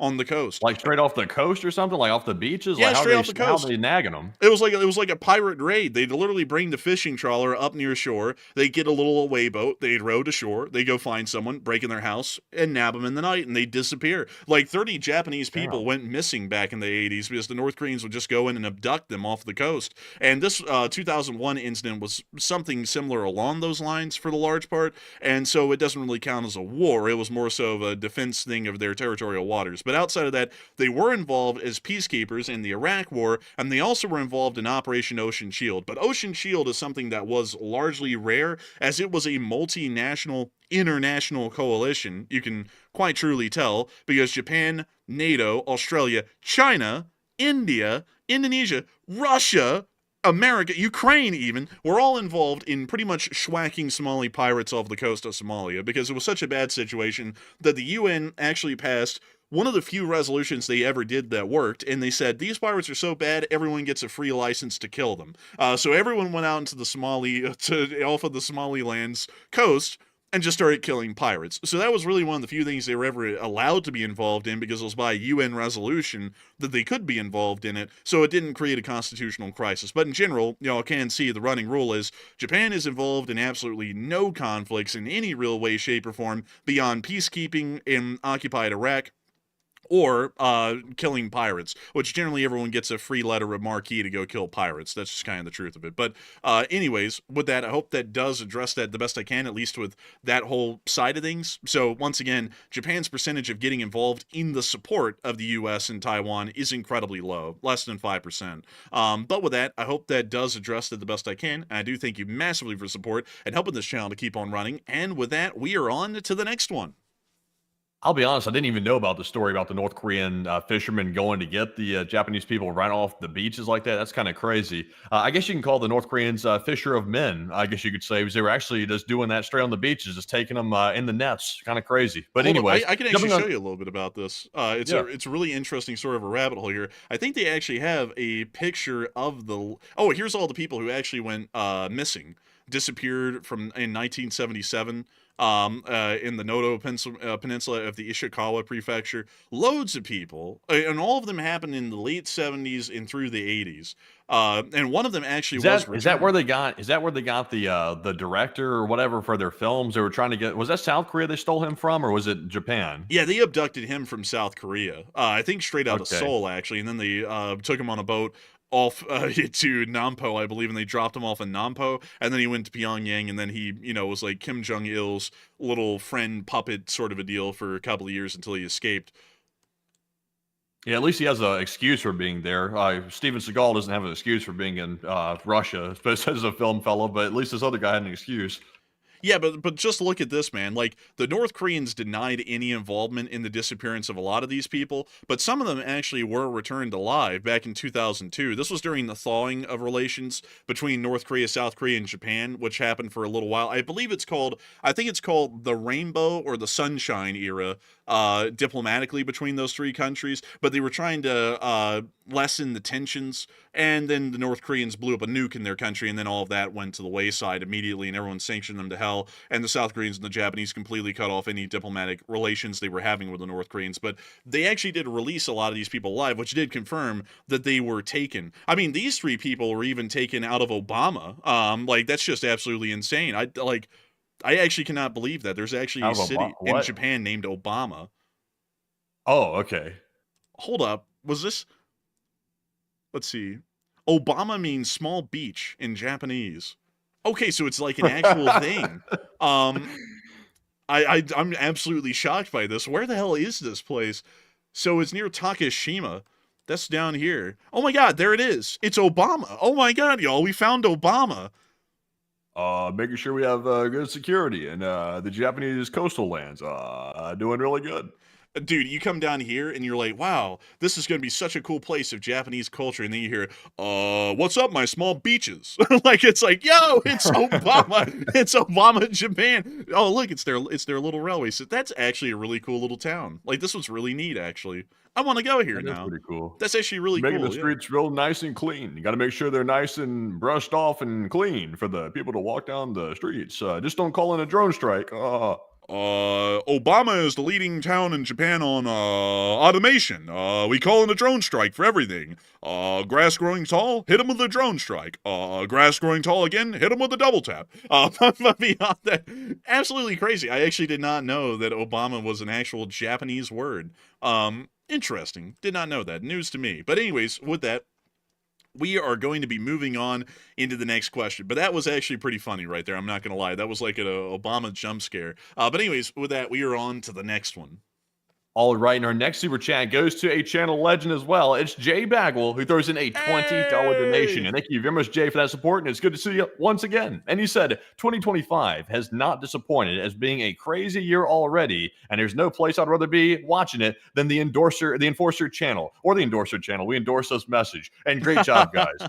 And thank you very much for the kind words. Honestly, 2025 has been crazy. It's already July, so we're halfway through the year, and it's already been really nuts. And I thought 2025 might calm down a bit, but it really didn't, actually. And I think it's going to get more heated as the year goes on. So crazy events of history, living through them again. I'm kind of getting a little bit worn out about living through the crazy events of history, but I don't think we really have a choice. But Enforcer, what say you? I have to say, I'm actually not tired of it. Like, as far as history goes, these are going to be stories to tell our children and grandchildren when we eventually have them. So, while they're tumultuous and stressful, it is something to be able to tell folks about in the future. A little bit of a story, a little bit of a yarn, as some people call it. But beyond that, I do thank you for the support, Jay Bagwell. And I got to say, that one analyst put it perfectly, in my opinion. I forgot who said it, the exact name of the analyst, but one analyst said the rapidity and speed at which events are occurring in the 2020s, or what happens in a couple of months in the 2020s, is what would have happened over 5 years in the 2010s.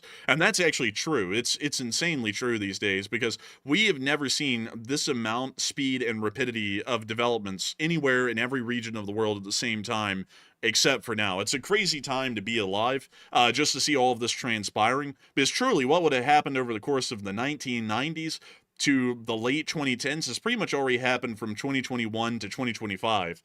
So it's an insane sort of a time to be living in at the moment. But I'm happy to know that folks like you, Jay Bagwell, and others continue to support this channel and help it to keep on running, so that way the Enforcer channel can be the place where y'all get your major world news from each and every single day. We thank you all greatly, because no one has to support the channel, but y'all continue to support it and help us to keep this thing rolling, and help us to continue to keep the news rolling out each and every single day. So a massive thanks to you so much once again. I hope that does address that incredibly well. And with that, we are on to the final question of this segment, and then we're going to be moving on into our Syria, and also, well, really Middle East, and also Ukraine war news. All right, and our last super chat goes to Just Chillin', another channel legend who puts in a 20 as well. And thank you very much, Just Chillin', for that support, because of course it is that support that keeps the channel running, and without it, it would be very hard to do this full time. But thank you very much, Just Chillin', once again. I do not see a comment to address, but Enforcer, what say you? I gotta thank you massively for helping this channel to keep on running and making it possible, Just Chillin', because while you didn't throw in a comment, folks like you make this thing possible day in and day out and over the years. And I gotta thank you incredibly once again, because if it wasn't for folks like you, we would have never been able to keep this channel running and keep making this thing possible. So a massive thanks to you so much once again. And with that, it is time for us to move on into the rest of our news. Moving on into the Middle East, we have been able to hear of a large amount of developments that have transpired in the area, including the fact that the Syrian interim government's forces are now retreating after a ceasefire was initiated.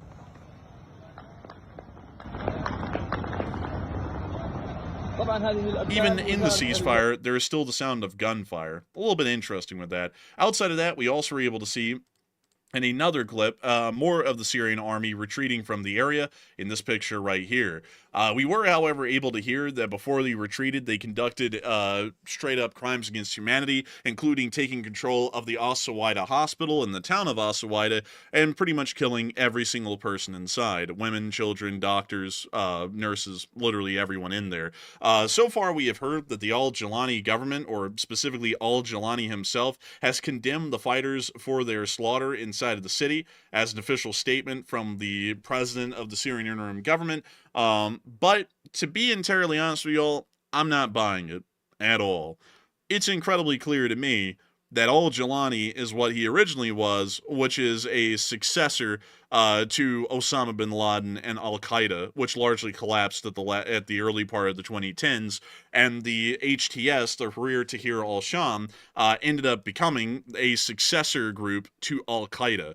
It's becoming incredibly clear at this point that these massacres and crimes against humanity that are being conducted throughout the entirety of the country are not being conducted benevolently. They are largely being conducted with some sort of a larger ethos or ideological system behind them, as these sorts of massacres and crimes against humanity have been conducted on the western coast of Syria and now inside the Druze regions as well. It is showing me that largely the United States of America and the Department of State should start to distance itself from the Jilani government and the Syrian interim government as a whole, and we should start to move into supporting the Syrian Democratic Forces, the Druze, and the Syrian Free Army, instead of supporting Jilani. Jilani is quite clearly not only a war criminal at this point, but also a criminal in general. He is largely sponsoring and supporting a government and running a government that is endlessly committing crimes against humanity. And for that reason, I do not believe that the United States should be aligning or supporting this leader, because while I generally say that the domestic internal affairs of a country are their own to be dealing with,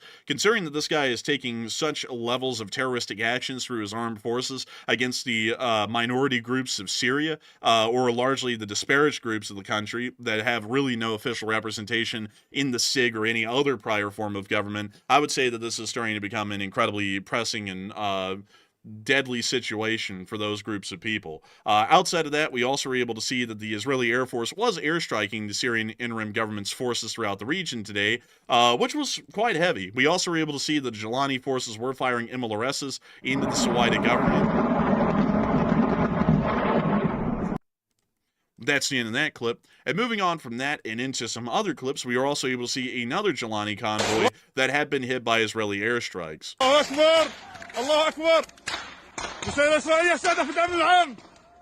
Totally calm, no chaos here. شهداء يا شباب المشافي يا شباب افتحوا الطرقات جهزوا المشافي إصابات بالعشرات يا شباب.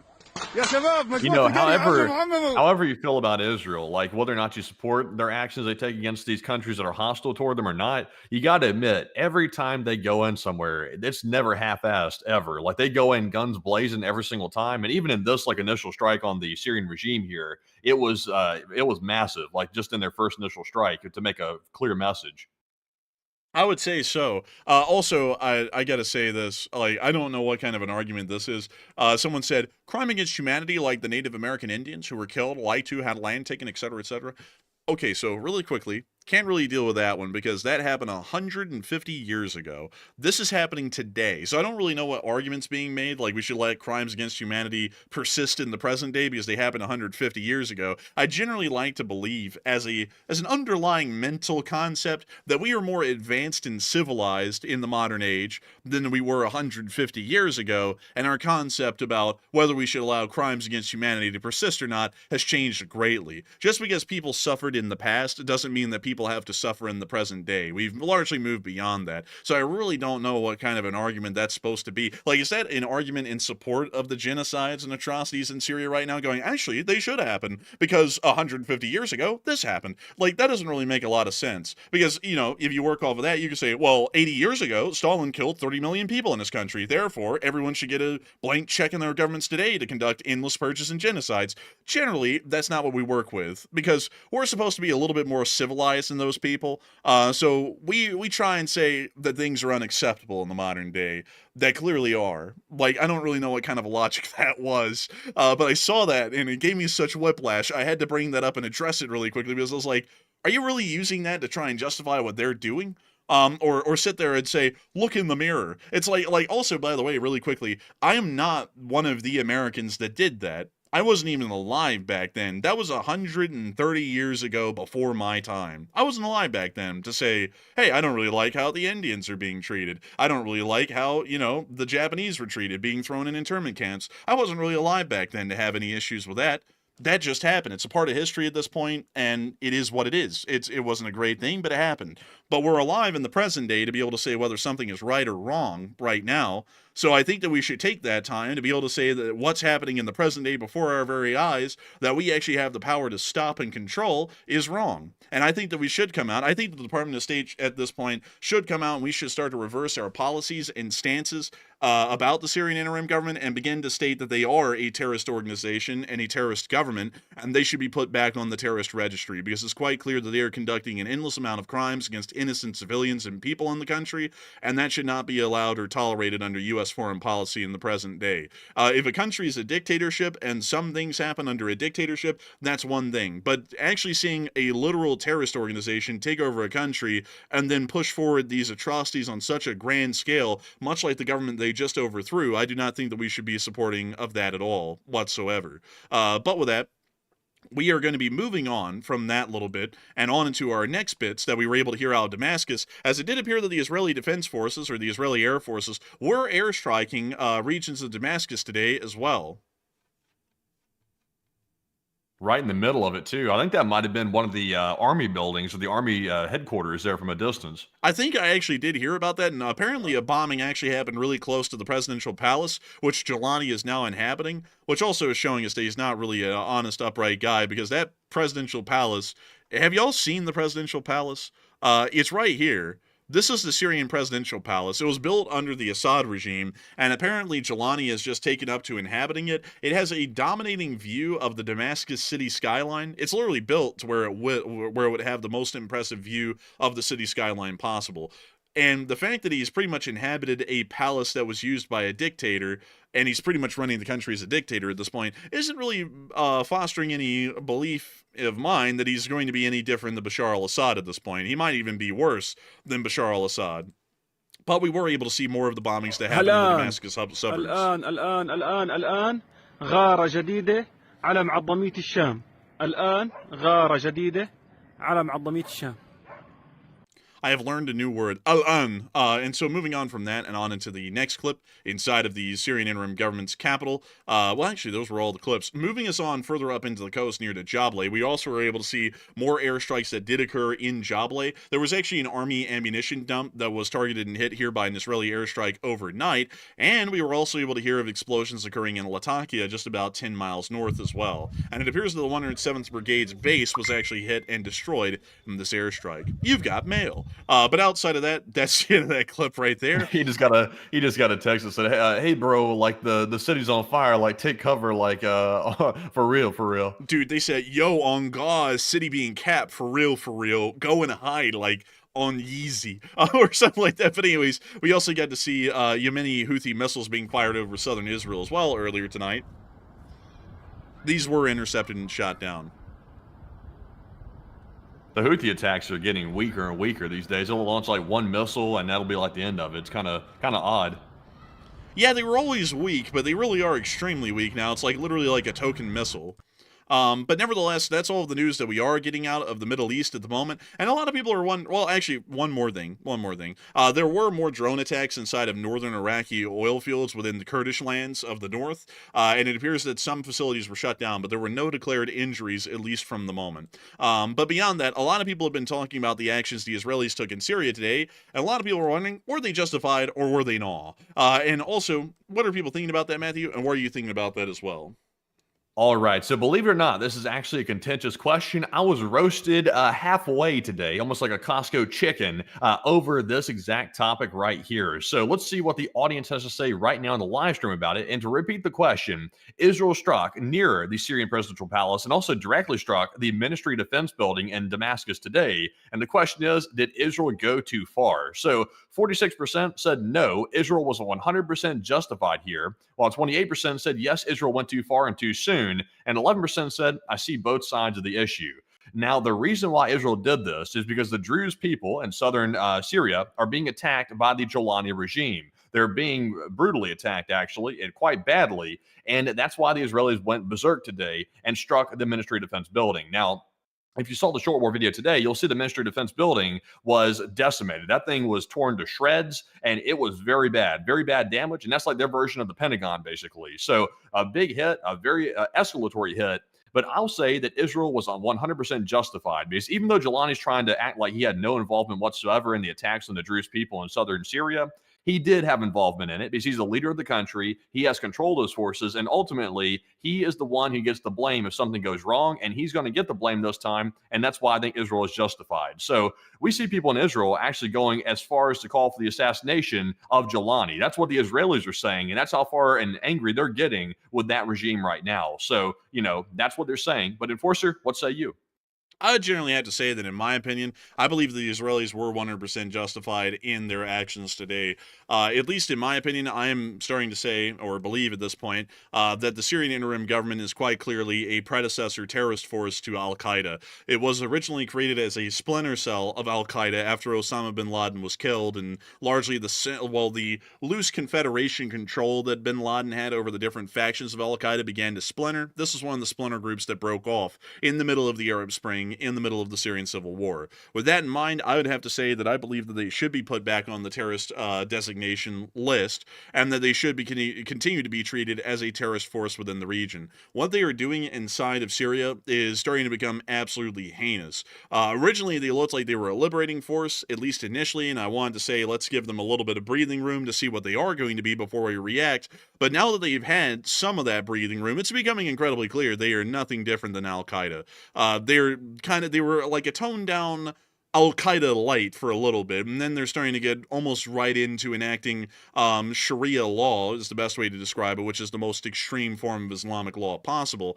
And not only that, they were also starting to move into conducting reprisals against the cultural minorities or ethnic minorities of the region, including the Kurds, the western peoples of the Syrian coast, and also the Druze south of Damascus. And with all of that put together, it's not a good developing picture in the country. And so I would say that we need to put them back on the terrorist designation, and I'd also say that with what Israel did today to them, with that in mind, I would say that it was well justified, as we should not support or allow any terrorist force in the region to be able to physically control or hold territory, whether they want to be recognized as a legitimate government or not.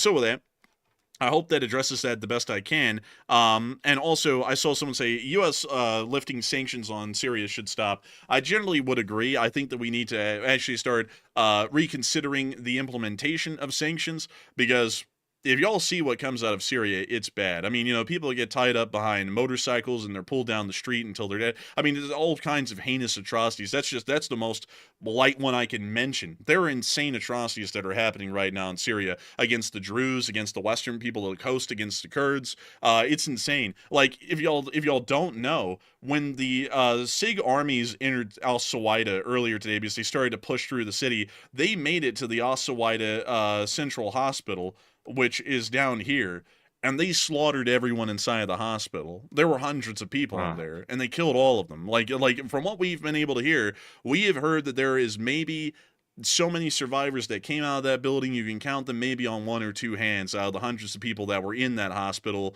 when they took over this area of the town. That is an absolute atrocity. For an army to enter a hospital, which is generally given protections under the Geneva Convention, is generally given the protections under human decency alone, to be entered into and then slaughter everyone in there, that is heinous. I mean, that is absolutely evil. That's something that the Soviets or the Nazis would have done in World War II. This is a group that we should have no affiliation with. They're incredibly dangerous. And not only that, if they're that radical, what in the world are they going to get to doing next? Anyone could become a target. These people are quite dangerous, in my opinion. I think we should start to treat them as if they are a dangerous terrorist force, like they were. So I hope that does address that well, at least in my opinion. But that National Hospital incident is only one of the few incidents that happened today. If you want to know a lot more details about it, I'd highly suggest you all go and dig around Twitter. There are a lot of videos, graphic ones, of what happened in As Suwayda today, and it was quite truly like the best way I could describe it, if y'all have ever watched the movie Schindler's List, when the Germans were clearing out the Jewish ghetto and starting to move people into the camps, that was pretty much what was happening in As Suwayda today across the whole city. And the hospital was the worst of it, but it was happening on practically every street and block that the SIG was in control of.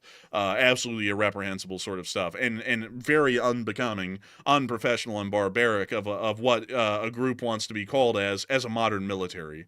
But with that, it is time for us to move on out of the Syrian interim government's area of control and on up into Ukraine, as we still have a lot of news to cover from Ukraine, and we are already an hour and 40 minutes into the news. But moving on into the major news that we were able to hear from the state of Ukraine, we were able to hear the air defense report overnight, which actually was pretty decent. 401 drones and missiles were fired into the territory, and out of those, 198 drones were directly shot down, and another 145 were taken down due to electronic warfare interference. Before we get on into the rest of the Ukraine war news, though, I do want to make sure that we ask y'all one last question, or at least get an answer to a question that's been asked of y'all here really quickly. And Matthew, what are people thinking about this, and what are you thinking about it as well?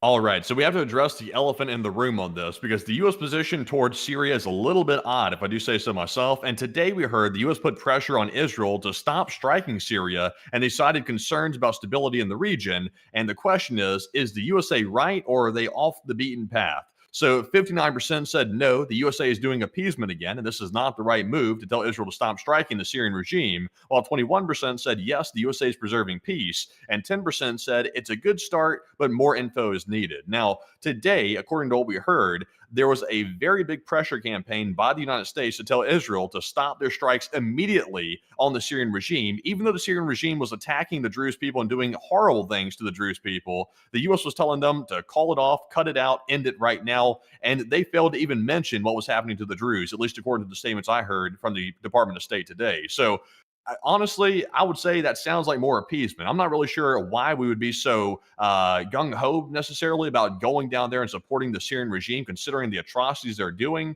And I will admit, at the very beginning of the Syrian regime, I was with the enforcer as well. And I was saying, let's give this guy a chance, even though he's got kind of a sketchy background, and let's see if he's going to sort of lean toward the West, and maybe he'll be more pro-Western. But it turns out we were very wrong on that. This guy has gone right back to his roots, which is being essentially a terrorist inside of Syria. So not good whatsoever. This Jelani guy is a complete disaster. Not to sound like somebody's president out there, but he's a complete disaster. He's a phony. He's a lunatic. He's a jerk. And he's doing terrible things to the Kurds. He's doing terrible things to the Druze people. And he's just a lunatic. So I would say the USA should back off of Syria. We should reapply the sanctions, and we should once again tell Israel that they can do what they need to do to tend to that problem that's festering right now inside of Syria. But Enforcer, what say you? I would say that the U.S. is largely, the best way I could describe it, they're practically kowtowing to the SIG government right now in Damascus. I've never seen anything like it, really, unless we're talking about the Mujahideen back in the 80s. That's really the only other time I saw that we really treated what could be described as a future terrorist force or a possible extremist terrorist force with a great deal of respect or at least support.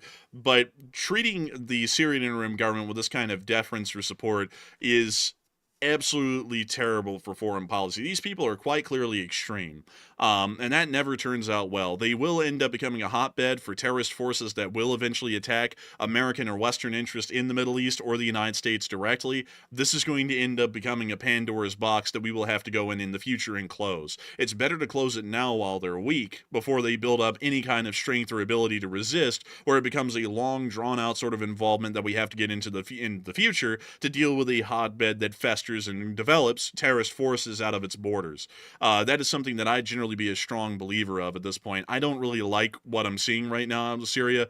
And while Jelani continues to put on a face that he is some sort of a balanced leader, his armies are showing a completely different picture of what they're doing in Syria. And I would have to tell y'all that those armies are not operating without presidential permissions for their actions. He's making these public denouncements of their actions to appease the West, while at the same time giving direct orders to his commanders that once they go into a town, they can raise it and salt the plains. That's what he is doing for sure. Anyone with a brain would see that right now, and this is going to be a disastrous outcome if we let the SIG continue to control the Syrian population.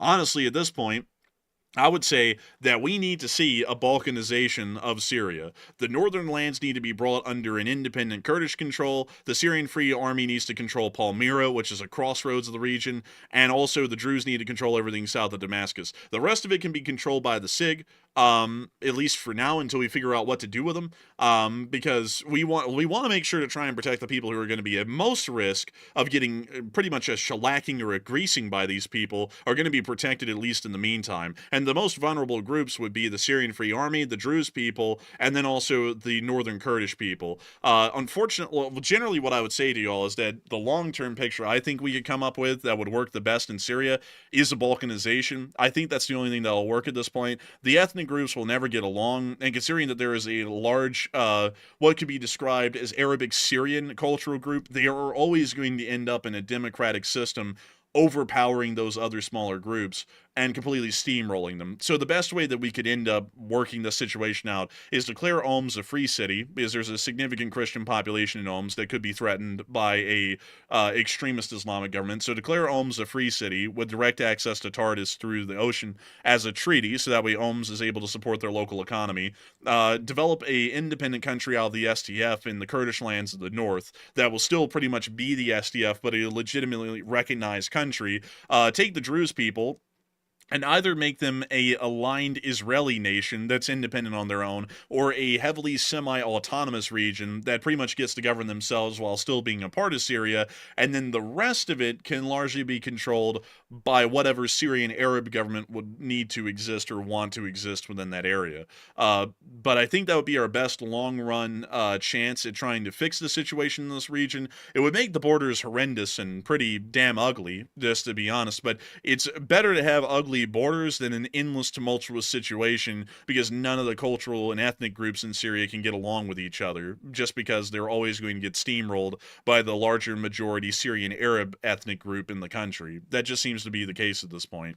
So just opposing Jelani would be a good start at this point, because he's making it perfectly clear, because he's picking fights with the Kurdish people, which is Turkish backed. He's picking fights with the Druze people, which are Israeli backed. He's picking fights with all the wrong people. And at first he played his cards really well. Like, he really did play his cards to where you could plausibly believe, if you were, honestly, I'll admit it was kind of naivety to a certain extent, that Jelani might turn a new leaf and maybe go pro-Western for economic interests. And he tried to play that for a while, but he really couldn't hold it up, because his true allegiances are to basically his roots, which is this extremist ideology. So he went right back to it, and now we're here. So deposing Jelani is like a first step. And I know at this point, it sounds like the entire Middle East needs to be deposed when it comes to like leadership. Like Iran needs a regime change, in my opinion. Now we have Syria that honestly could also use a regime change. But you know, it'd probably be a lot easier to depose Jelani than it would be the Ayatollah by a long shot. Like probably much easier.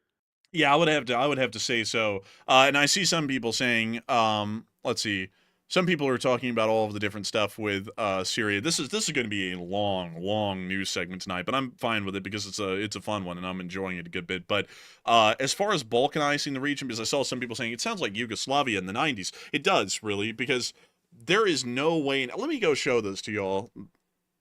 Ethnic Syria map. Let me go show this to y'all because these are some very interesting maps to observe. So these are generally the regions of Syria as they exist culturally. You can see that there is a large majority of Sunni Arabs that live in the country, but there's also a larger population of the Druze Arabs, which are completely different than the Sunni Arabs. You also have the Alawite Arabs of the coast on western Syria. These are also a group that had atrocities conducted against them by al-Jilani. So from what I can tell, al-Jilani, who largely grew his forces homegrown out of the Idlib region, which is mostly Sunni Arab, much like Bashar al-Assad's government is subjugating and treating poorly anyone who is not a Sunni Arab. So if you're an Alawite Arab, you get the axe. If you're a Christian, you get the axe. If you're a Druze, you get the axe. If you're not a Sunni Arab, the modern SIG government is not for you. It's a dangerous sort of a government. So I think the best thing we could do is liberate the entirety of the As Suwayda government, create a semi-autonomous region, liberate Homs, declare it a free city, and by treaty, force by treaty, that whatever sort of a Sunni Arab country would exist in the area, or Alawite Arab, you know what, actually this might be a little bit better. Declare Homs a free city, take the coastline, and let it become a semi-autonomous republic, but allow Homs and the Sunni Arab nation that would exist to be forced by treaty to have access to the ports of Tartus and Latakia for trade purposes, so that way their economies aren't completely landlocked and screwed.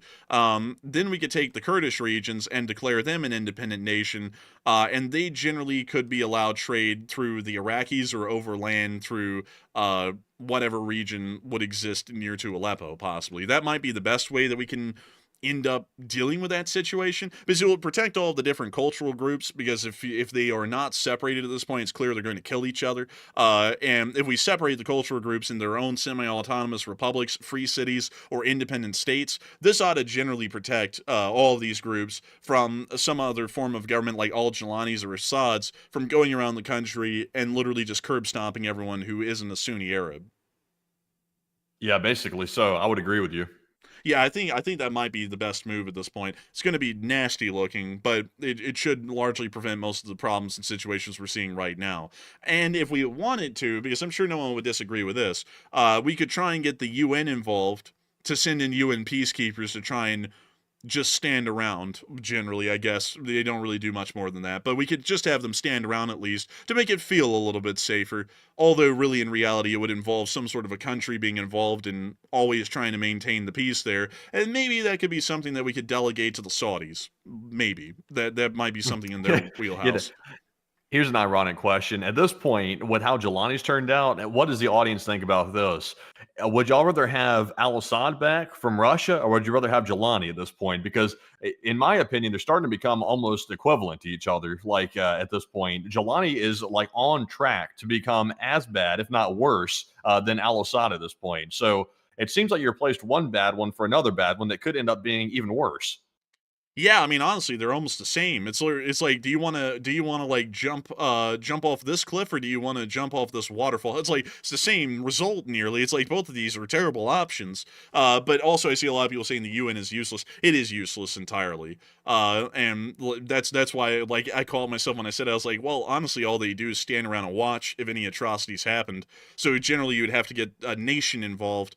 And I feel like we could delegate that to someone in the Middle East, like the Saudis or the Jordanians, possibly even the Israelis, although I don't know how any of those groups in Syria would feel about the Israelis largely keeping the peace. They might not be that optimistic or friendly to that idea, so it'd probably be better to get a majority Arabic country like Jordan or Saudi Arabia be the one to maintain the peace in Syria and pretty much just run peacekeeping forces of their own. that might be the best move, because the stability of the region is in their benefit as well as ours. So it would be something in their invested interest to keep Syria stable under that kind of an arrangement. But anyways, with that, we are going to be moving out of the Middle East and on back up into Ukraine, because we have to start blitzing through the news inside of Ukraine, unfortunately. And there was a lot of good, interesting news that came out today. We were able to see Ukrainian MiG-29s once again airstriking Russian forces in Kursk with GBU-39 small diameter bombs, which we can see in this clip right here. Also, someone said, I vote for him as the new Syrian president. You couldn't pay me money to do that. You couldn't drag me there if you wanted me to. I would never do that in a million years. I will never become a president of Syria, because every single one of them takes a permanent vacation to Russia and they don't come back. I'll pass. I don't want to end up in Russia permanently. But moving on from that and on into our next clip, we also got to see in the Sumy region some Russians getting hit, and they were playing horror music at the beginning of this. They hit an ATV. They also hit another ATV.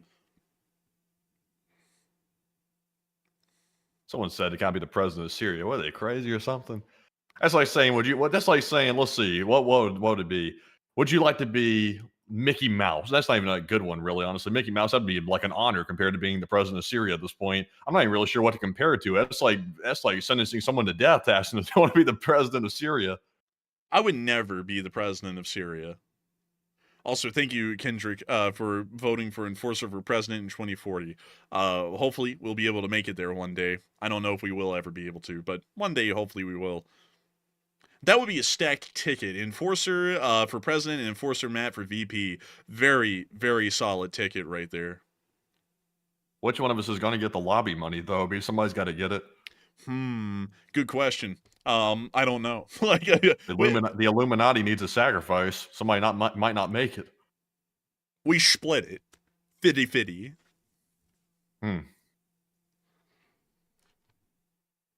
Maybe by then there won't be a need for lobby money. Maybe the country will have been totally reformed by then and we won't need lobby money. I don't know. I mean, wishful thinking, maybe. I don't know. I don't know. Why are you asking me? I'm going to come in and fix the system. Gets voted in, does the same thing as the last guy. Well, oh well. It's like, okay. All of a sudden you lose at least half your vocabulary when you become the president these days. You forget what like the word list means. You forget what the word cover up means and things like that. It's like you lose. It's like you need a Webster's dictionary or something when you become the president. You got to remind yourself of like grammar and syntax, and you got to relearn English.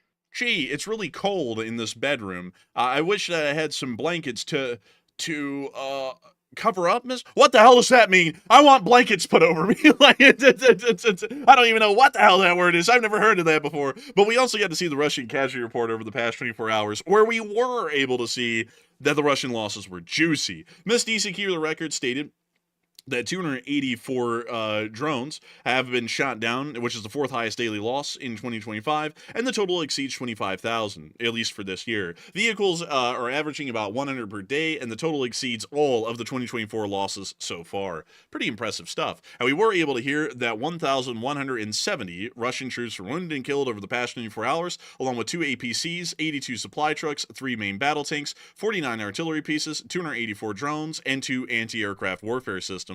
It was a pretty decent day for the large part. And moving on down into the area of Kupiansk, we actually got to see some of Ukrainians' defensive positions inside of the east.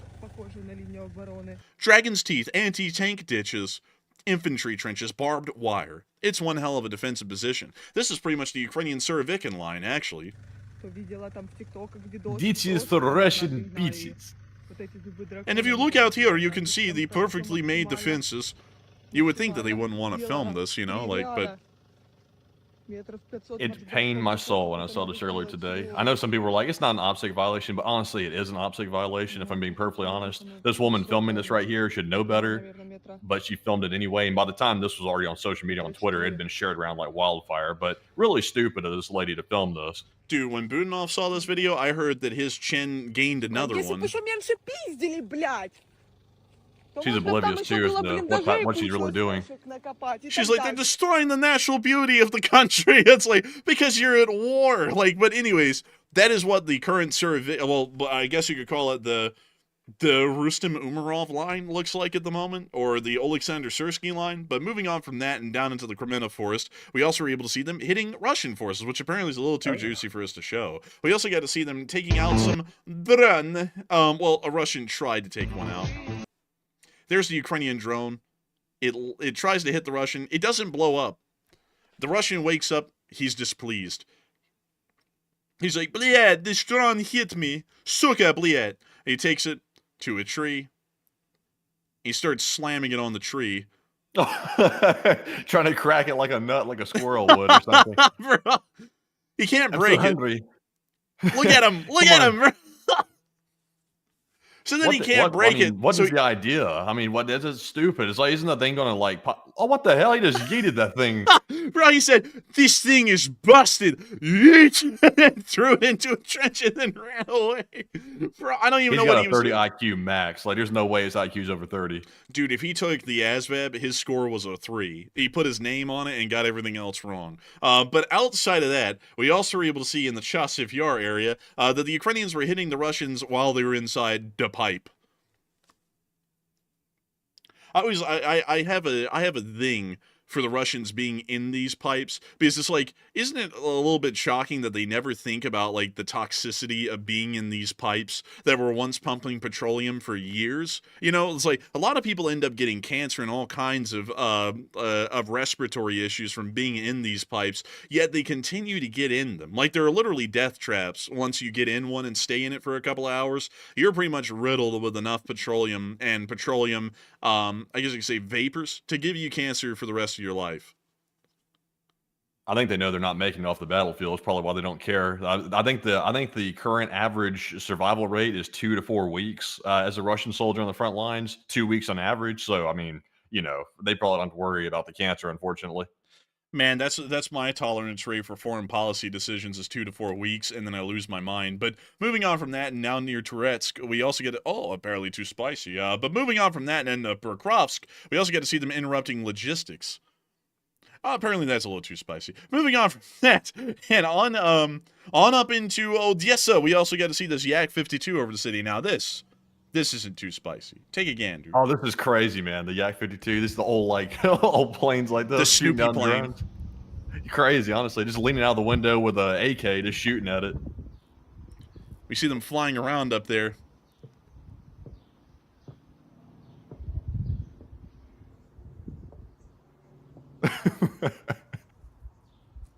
Red Baron returned to take down some DJI Mavics. My job is not done. It sounds like a World War II plane up there, honestly.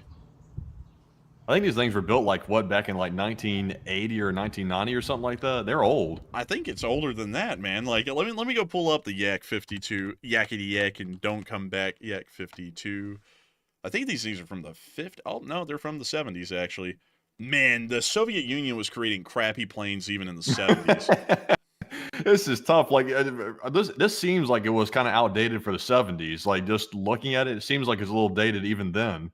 I'm not gonna lie, it is. Like, it's very dated looking. Jeez, dude. Oh, I absolutely hate these things, by the way, y'all. Like, these things are terrible looking. Like, I don't, like, even if the Ukrainians are using them, that's great and all, but these things look abysmal. I hate them so much. But anyways, moving on from that and out of that clip, it is time for us to move on up to Kyiv for the speech from President Volodymyr Zelenskyy here on day 1239 of the war. And so, without further ado, here is the speech. Peach! Українці, українки, зараз у Добропіллі Донецької області тривають рятувальні роботи після удару російської бомби. Просто по місту. По звичайному магазину, по звичайним торговельним павільйонам. Ще зараз немає точної інформації про те, скільки жертв цього удару. Станом на цей час відомо про 11 поранених і 2 загиблих. Мої співчуття рідним. Всі служби залучені, намагатимуться врятувати якнайбільше людей. Це просто жахливий, тупий російський терор. Жодного військового сенсу в їхніх ударах, тільки намагання забрати якнайбільше життів. Вся теперішня Росія в таких підлих ударах. Ми будемо відповідати. Будемо працювати з партнерами заради того, щоб примусити Росію до закінчення війни. І нашої власної сили заради цього теж має ставати більше. Саме на цьому зараз сконцентровано. Сьогодні вже почались юридичні процедури для оновлення уряду. Депутати підтримали відставку прем'єр-міністра. Вранці ми провели нараду з Денисом Шмигалем саме щодо оборонних питань, дуже сфокусовано разом з Рустемом Умєровим та Германом Сметаніним. Ми домовились щодо нових підходів до управління сферою оборони. Міністерство оборони матиме більше впливу на сферу виробництва зброї, і української зброї повинно стати більше у наших воїнів на фронті. Окрім цього, Міністерство оборони проведе аудит всіх домовленостей з нашими партнерами. Це і постачання по програмах допомоги, також це інвестиції у наше українське виробництво зброї, всі наші спільні проекти. Ми максимально все пришвидшуємо.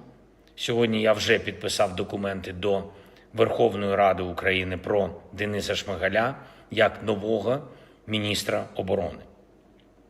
Через Міністерство оборони будуть управлятись і стратегічні галузі промисловості.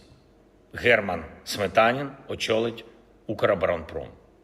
Завдання дуже конкретне, чітке. Зараз української зброї на фронті в усіх наших операціях біля 40%. Це вже значно більше українського виробництва зброї, ніж будь-коли за час незалежності нашої держави. Обсяги дійсно великі, але потрібно більше. І треба більше саме наших можливостей виштовхувати війну на територію Росії, туди, звідки війну принесли. Щоб вони відчували, що вони зробили і яка ціна путінської відмови від припинення вогню та від справжнього миру. Ми маємо досягти рівня 50% української зброї за перші 6 місяців роботи нового уряду, збільшуючи наше власне виробництво. Впевнений, можна це реалізувати, але не просто. Загалом я хочу зараз подякувати Денису Шмигалю, всій команді уряду України. Багато пройдено, досвід колосальний. Денис на чолі уряду витримав спочатку всі виклики ковідної кризи, потім удар повномасштабної війни. Уряд зберіг повну керованість державних інституцій. Забезпечується фронт. Абсолютно чітко забезпечувалися та забезпечуються соціальні виплати. Працює логістика в державі. Ми пройшли 3 дуже складних зими за час повномасштабної війни. Україна отримала кандидатство у Євросоюзі і були відкриті перемовини щодо членства. Зараз, коли потрібно сконцентрувати всі державні ресурси заради завдань нашої оборони і в умовах нових відносин зі Сполученими Штатами Америки, з іншими партнерами, в новій урядовій конфігурації фаховість кожного має спрацювати максимально. Денис знає всі виклики сфери оборони. Рустем Умєров допомагатиме, зокрема, на міжнародному треку всіма домовленостями, також необхідною координацією. Розраховую на підтримку Верховної Ради України, також інших кадрових кроків. Завтра будуть представлені відповідні пріоритети. І також готуємо зміни на деяких дипломатичних напрямках. В посольствах України. Сьогодні було багато нарад та багато зустрічей кадрових, багато зустрічей підготовчих, і на цей тиждень та вже наступний тиждень також будуть вагомі рішення і в сфері внутрішньої політики, і, звісно, у сфері оборони, зокрема щодо нашої протиповітряної оборони. Сьогодні ж була доповідь щодо нових санкційних рішень України. Жодного дня не втрачаємо у тиску на Росію за війну та на всіх осіб, які так чи інакше підтримують Росію або виправдовують її агресію. Нові санкції незабаром. Дякую всім, хто з нами. Дякую всім, хто з Україною. Дякую всій команді нашої держави. Слава Україні!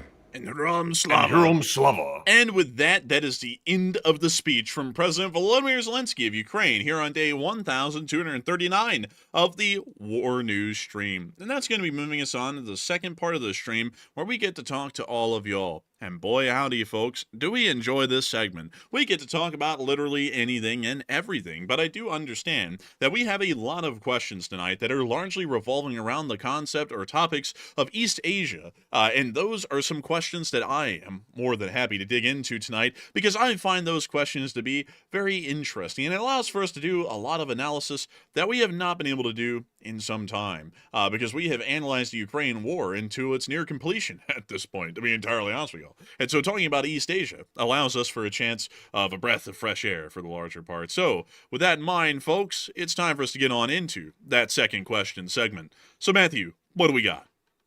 All right, so jumping right into it, right off the bat, we are fresh out of polls, so we're going to jump right back into our super chats right away. And our first one goes to none other than BC Xiamen, the channel legend, and he threw in the largest super chat of the night, a $100 combined donation. Dang. And thank you very much, BC, for that support. And he also, I believe he threw in some super stickers, actually. He threw in one of the Doge creature jumping up into the space with some fireworks going off around it, and also the YouTube creature with the yellow flags tearing up a city, kind of like the Israelis tore up Damascus today. But thank you very much, BC, for that support yet again. Massive support that, of course, helps to keep the channel running. And Enforcer, what say you? I got to thank you for the massive support, BC Scamming. And that thing tearing up the streets like the Israelis tore up Damascus. Damn. But also, you know, every time I think about Damascus now, I got to tell you something. I'm sure a lot of people, especially because y'all are in the right age demographic. I think most of y'all are in from the late 30s to the late 60s in age. So a lot of y'all will know the reference I'm about to bring up here, and I'm happy that y'all will get it because it's a good one.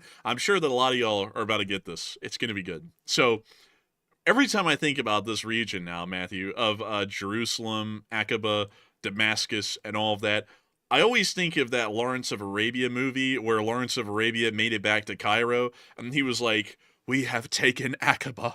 And they were like, "You couldn't it?" And he was like, "We did." Well, dude, the OBS disconnected. Can you still hear me, Matthew? Yeah, I can hear you. Oh, it looks like there were some OBS connection issues there for a minute, but he said, "We have taken Aqaba," because he crossed the desert of the Sinai and he made it into the Wadi Rum, and then he built up a force and then they attacked Aqaba from the north. And all of the Turkish guns or the Ottoman guns weren't facing towards the north; they were facing towards the Gulf of Aqaba. So they ended up taking the city. But beyond that, let's see here. Let's see. A lot of people were, "Oh, lag." Yeah, there was a little lag thing there for a second. A little weird, but it happens from time to time. But outside of that, there was also another one, Maddie, that was interesting. They were talking about taking Beersheba, which is how they pronounced it in the movie. Not Beersheba, Beersheba. Beersheba, is that like a Miller Lite or something? I guess. Like, I was like, I've never heard it called Beersheba. Maybe the pronunciation was different back then when they made the movie in the 60s, but it's Beersheba or Beersheba in the modern day, or Sheva from what I can tell. Tel Aviv really didn't exist that much yet. It wasn't as big as it is now. So Jerusalem was the next big city, and then it was Damascus, the race to Damascus. And as Lawrence of Arabia would tell the story, they didn't make it there first. And that was kind of the big prize, was taking Damascus from the Ottomans. The British actually made it there first. I think it was the 16th Australian Light Dragoons that entered the walls of the city of Damascus earlier in the day, and then they were told, oh, Lawrence in Arabia and the Bedouins are going to be coming in, so let's all leave and let's pretend like they came in first. So then Lawrence of Arabia left earlier that morning, talked to the British that were camping out outside the city, and they're like, oh yes, we're waiting for you, Lawrence, get right in. So then they all went in with, I think it was King Faisal, or Prince Faisal at the time. I'm not really sure if he was a prince or a king at that point. And then they technically took Damascus, although it had already been taken by the British earlier in the morning. So a little bit of an interesting story with that. But Lawrence of Arabia's story is a very interesting one. It's actually, interesting enough, folks, if y'all don't know, Lawrence of Arabia's story is actually what inspired a little bit of the book series Dune, which is very famous these days, you know, with the Lisan al-Gaib, you know, and the whole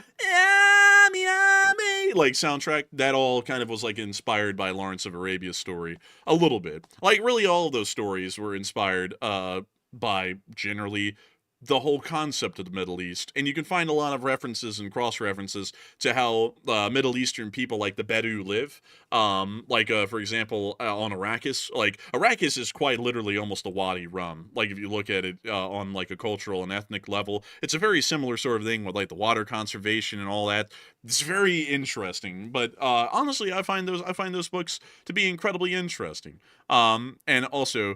also sees a source that, hey, you hit that LMFAO. Yeah, like that wasn't even me trying full on. Like, if I try full on, I can hit the notes perfectly on that. That song drives me crazy, though, in the movie, because they reused it 20 times throughout the movie at multiple moments, and I was like, oh my god. I was like, can they not? But anyways, it is time for us to move on into the next one. But a big thanks to you once again for the support, BC Scamming, and helping this channel to keep on running. And I hope that that reference was a good one. I'm sure that you saw Lawrence of Arabia because you are a man of culture. And so with that, we're on to the next one.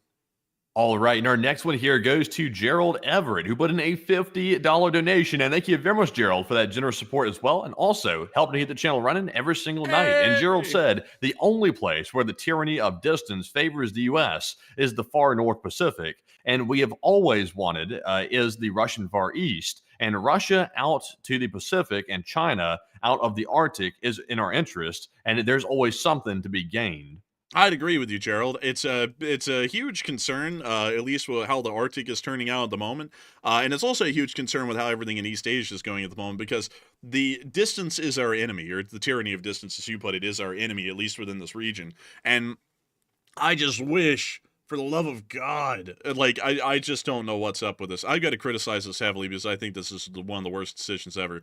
Why the hell did we put $500 billion into the Golden Dome when we could have put $500 billion in the Navy? Think about what the Navy could do with $500 billion.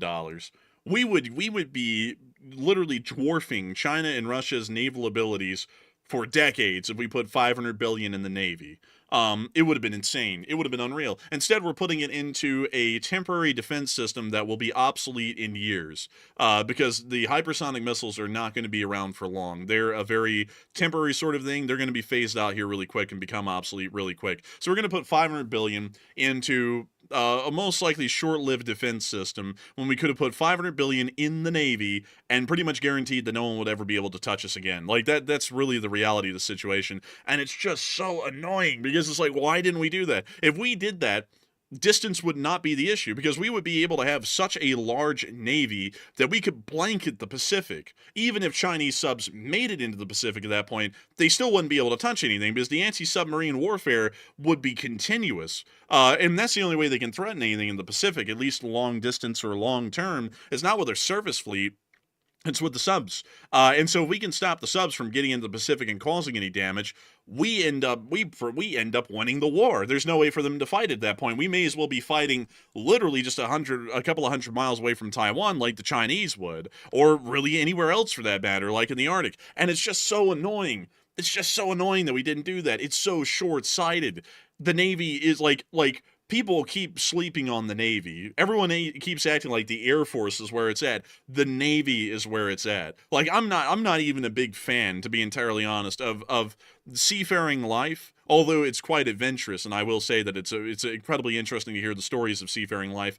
It's not for me, but still, it doesn't stop me from realizing the sheer importance of the Navy in our war, in our global hegemony. It's the most important thing we have, because we're on a continent on our own. We're not in Europe, we're not in East Asia. If we want to get to either of those places, what separates us from them? It's the sea. So either you have to fly there, which you can only do so much with the Air Force, or you have to sail there, which means it goes to the Navy. Again, if you want to control 90% of the world's trade, you go to the Navy. It's the most important thing that we have. I don't know why people keep on always deprioritizing the Navy for funding, because we always go, oh, let's try this really stupid design concept, which was the DDG 1000 class, the Zumwalt. Let's try this one stupid concept that's really overly expensive. And then it failed, of course, because it's too ahead of its time. And then we went, oh, damn it, let's just cut funding to the Navy again. It's like, what? It's like, what are they talking about? It's like, why in the world would they do that? Like, if the Zumwalt failed, don't cut funding to the Navy. Just give them money to go develop more Arleigh Burkes that are modernized or refit. Like, that's all you had to do. They went and just said, oh, let's cut the funding. I was like, Ariel, ridiculous. This is a joke. I'm like, this is ridiculous. And then they came up with all the littoral combat ships, because you're like, oh, obviously modern naval combat's only going to happen, like, right on the shoreline.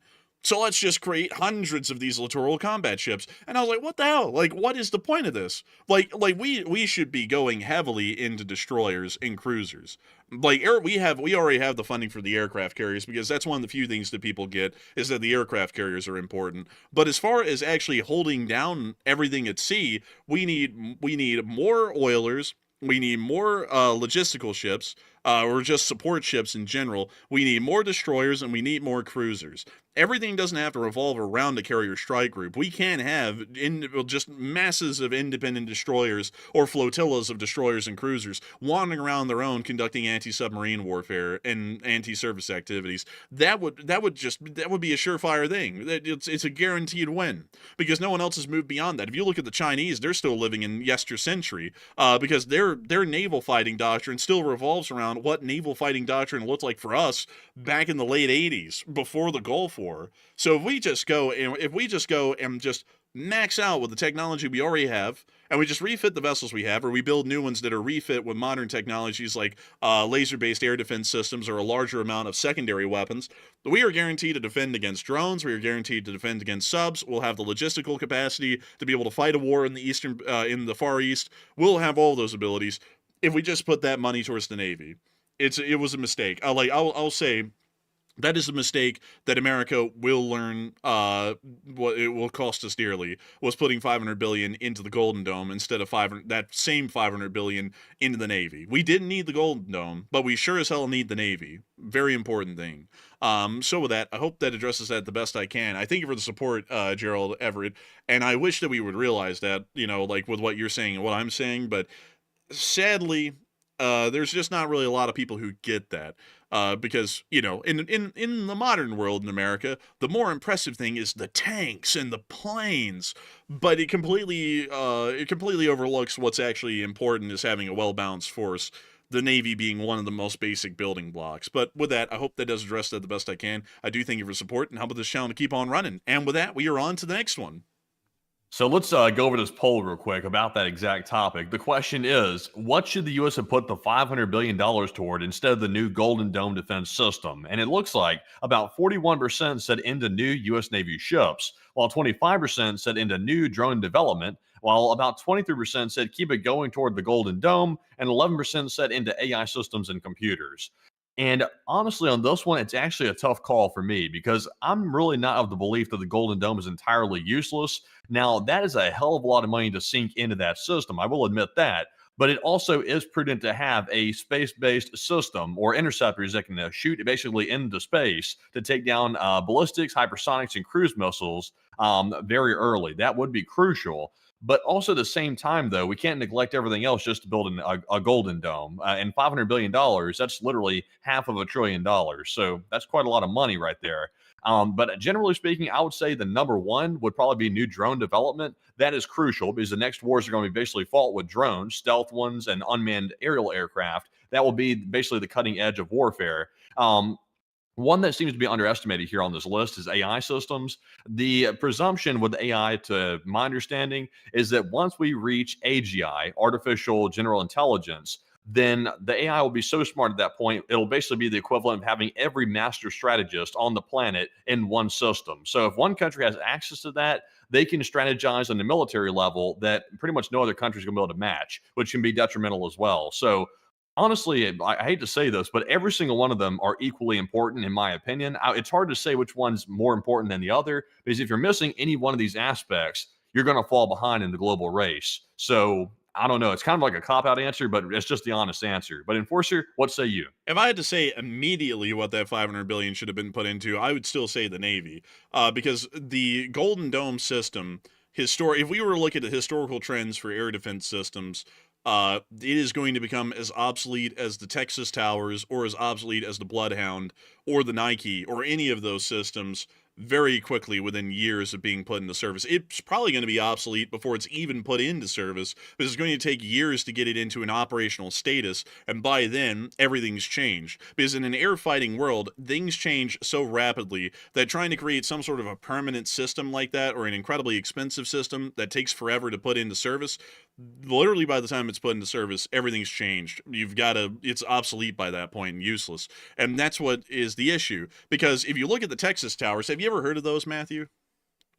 No, I actually haven't. So the Texas Towers were these complexes that we built off the shore near to New England. So these were in a span all the way pretty much from the shoreline off of Philadelphia all the way up here to around Cape Cod or so. One of them was actually off the coast of Nova Scotia, but to show you really quickly, these are the Texas Towers, and what they were Air Force installations that were built at sea hundreds of miles off the shore. They had some of the most quote-unquote advanced radar systems available that would be able to detect Soviet bombers flying over pretty much the North Pole back towards the United States on its eastern seaboard, so that way we would have some early warning.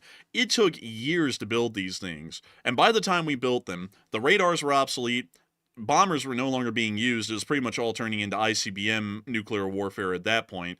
And so these systems were entirely obsolete by the time they went into service. It was one of the most expensive government defense projects that was put into place at the time. It quite literally, in terms of cost, was the Golden Dome of that period in history in the 1950s.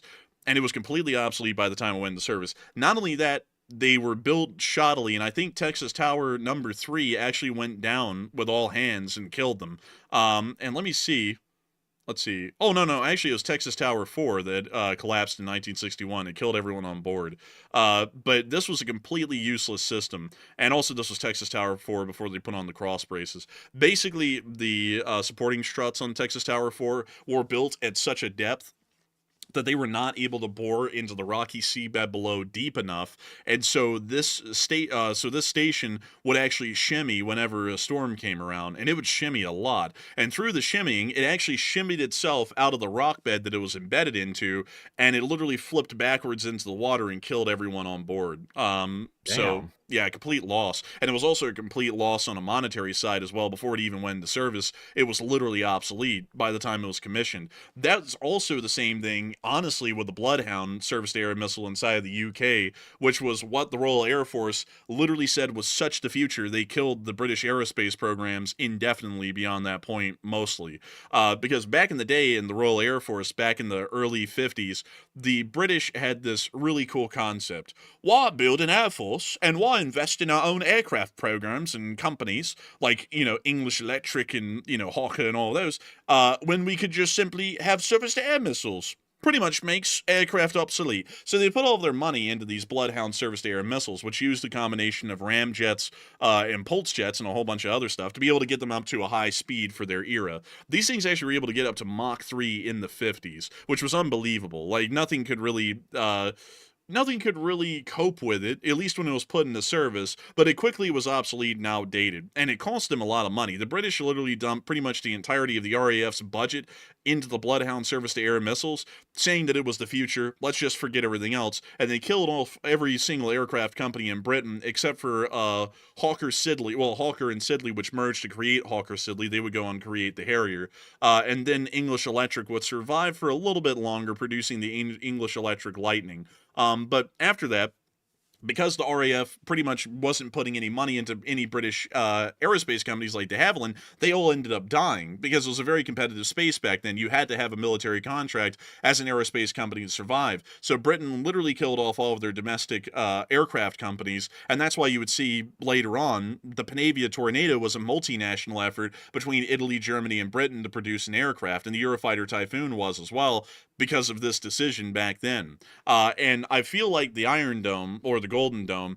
is the exact same thing, but in the modern day. It is the be-all, fix-all that's going to take way too long to put into service. It's prohibitively expensive, and by the time it's put into service, hypersonics are most likely going to be obsolete. I can promise you that right now, there's some company out there that's already working, or pretty much already has figured out, how to produce a ground-based interceptor system like the THAAD or the Patriot that is able to reliably intercept and detect hypersonic missiles and shoot them down with ease. And so it makes the Golden Dome system a really expensive, overcomplicated, and over-engineered solution to something that most likely would have a much cheaper fix to it. So in my opinion, I'd say, at least to me, the Golden Dome is entirely useless, and at least not now, but once it's finally put into service, it's going to be obsolete by then. Because things are going to rapidly evolve and develop like they did back then. So I would say that that money could be better put towards quite literally just about anything else, especially the Navy, because once again, while AI systems are really important, AI systems don't control the oceans, the world's oceans. And if we control the world's oceans, and we control it without a shadow of a doubt, there's not even a near peer competitor, we control 90% of the world's trade. We can literally starve countries into submission if we needed to by just blockading them with a navy of that size. Or better yet, if we wanted new drone technology, if the Navy is funded and advanced enough, they aren't even able to be threatened by drones because the drone-based defense systems are going to be built into them, or the ships will be designed to be modular enough that they can just upgrade and rapidly advance the defense systems necessary with the coming and going of different kinds of drone warfare doctrinal periods. So honestly, I would still say, at least at this moment in time, $500 billion should have been put towards the Navy more so than anything else.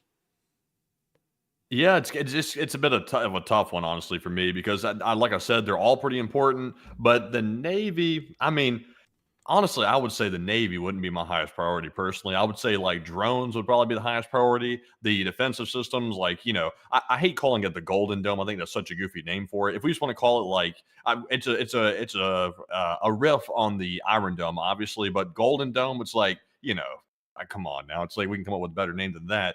But it's an important system, though, because we need to have defensive measures in place for these ballistic missiles that are ICBMs and things like that, because they're being developed and we have to have a defense, even though they might be obsolete in the future. So I don't know. It's a toss up for me.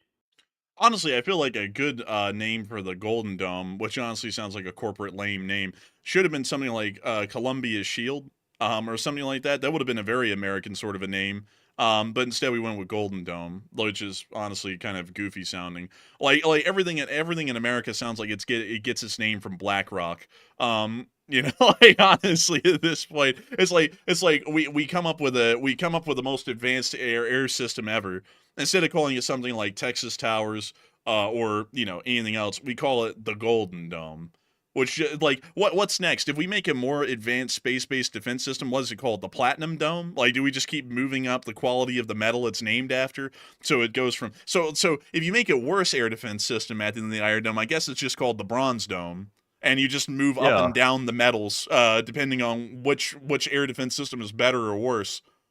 I don't know why they didn't pick like a spooky sounding name for it, something that sounded ominous and kind of like powerful, or something like the Phantom Dome or something like that, or something that sounded a little bit more militaristic. Golden Dome sounds like a rich person came up with it or something. Not that there's anything wrong with rich people. I'm not trying to make an issue out of that. But, Golden Dome, you think of like the golden toilet, the golden plane, you think about the golden everything. It's like gold's not exactly what you'd say a military like perception. That's more of like, I want to be flashy type thing. It's like, that's not really like in line with even the system that you're talking about. Everything military related always has like an ominous name to it, which sounds pretty intimidating, which should be the goal behind it. I got a good one. But this one ain't it. This one ain't it. I got a good one. Like calling on, because usually with America, you either go with some sort of an American name or you go with something from ancient Rome or Greece. How about Zeus's or Jupiter's lightning? I don't like the references to the mythology personally. I don't like that. But like I could like brainstorm some if it came down to it. I see some good ones popping up in the chat here. We don't want to call it the BlackRock Dome, I don't think. But let's see here. Someone said the Thunderdome. I don't know. The Thunderdome. Someone said the Diamond Dome. I don't know. Diamond Dome. That's like the Golden Dome to me, at least. I don't know. Like there could have been better names come up forward than that. Like that's not even something that Lockheed would have come up with. They would have never called it the Golden Dome ever. Yeah, I mean, like, who the hell would have come up with that? Like, that's like saying the B-21, go get him. Like, it's like you just call it the go get him or something, or the Great American Reaper. Like, I don't know. Like, I honestly don't know. But let's see. Teflon Dome. I like that one, Rosalie Lee. That's a good one. It's like a joke, like a riff, but also it's like for real as well. Everything's going to fall off the domes. It's very effective. So Teflon Dome, I kind of like that. What if we called it airspace litigation? Airspace. I don't know if the lawyer thing brings up good like ideas in people's head. I think that might be a bad thing. What if we called it, better yet, the greatest political party on the planet, insert political party, like whichever one, and we just call it that to make it the most divisive air defense system on the planet. How about that? What about the Gulf of America Dome? Damn, crickets. I don't know about that one. I don't know about that one either. What if we call it the Arabian Gulf Dome? Like the Arabian Gulf. Let's see. Let's see here. What if we call it the Appeasement Dome? What if we called it the Shield of Washington or something like that? Yeah, well, it's not a shielding Washington. What if you call it the Patriotic Dome? Well, yeah, there's enough stuff called Patriot, though. We've got like a million of them. What if we named it after a prominent person in this country? Someone known for the defense of the country. Could we call it the well, if we were going to use a politician's name, there's only one politician that's worthy enough to put his name on it at this point. So I think I would probably pass on that. What if we call it the American Dome, sponsored by a South African? I don't like that. How about Coinbase? No, I don't think sponsoring military things with private companies. The military would never sponsor weapons with private companies. Like they'd never do that. Absolutely not. This parade is brought to you by Coinbase. I thought I dreamed that up somewhere that there were sponsors that are like U.S. Military parade. I thought I was having a bad dream. Like I thought I was like hallucinating. What if we called it the List Destroyer? Maybe so. What if we called it a trip to Disney? Could be. What if we called it Autopen? No. Let's see. What if we called it insider trading? Let's see. Ominous words. This is how I would name it. Let's see. What about the... Let's see here. Ominous words to name military equipment. What about... Damn, they're not really giving me any good options here with this. This is garbage. Let me go find another list here of ominous names. You keep brainstorming while I pull this up. I like Fighting Finn. He said, call it Franklin's Lightning. What if we shorten it down to Frank's Light? That would be a pretty good... Let's see. So it said the Freedom Bubble. That's actually a pretty good one, Rapier Whip. Let's see. The Palantir Dome. Honestly, I don't really like the dome thing, though. I think we should move it on to like a shield or something that largely denotes defense, because the dome doesn't really do it to me, does it for me. Like, it's like it's a dome, doesn't really describe anything entirely defensive. What? I got some for you. How about this? How about we call it the Final Dome? That's a good one. What if we called it Skynet? Could call it that. ChatGPT's got some wild names. I'm not sure where it's like finding inspiration for some of these. It said you could call it the Dome of Command. You could call it the Treasury of Tyrants. What the hell? ChatGPT might be going political on us or something.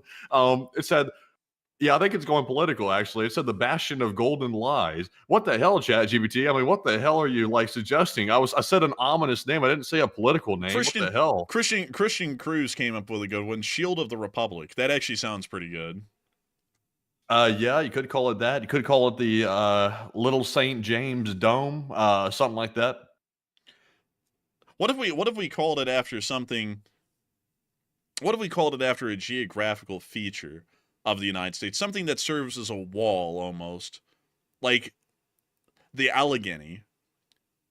You could. Listen, you're going to make me go ask Grok in a minute. Like, I'm going to have to ask Grok what he No, dude, it's going to come up with something crazy. It's going to call it like Danzig 1939. Don't ask that thing. Like, that's going to come up with something stupid. Like, honestly though, the Allegheny or let's see, the Allegheny would be a pretty good name, honestly.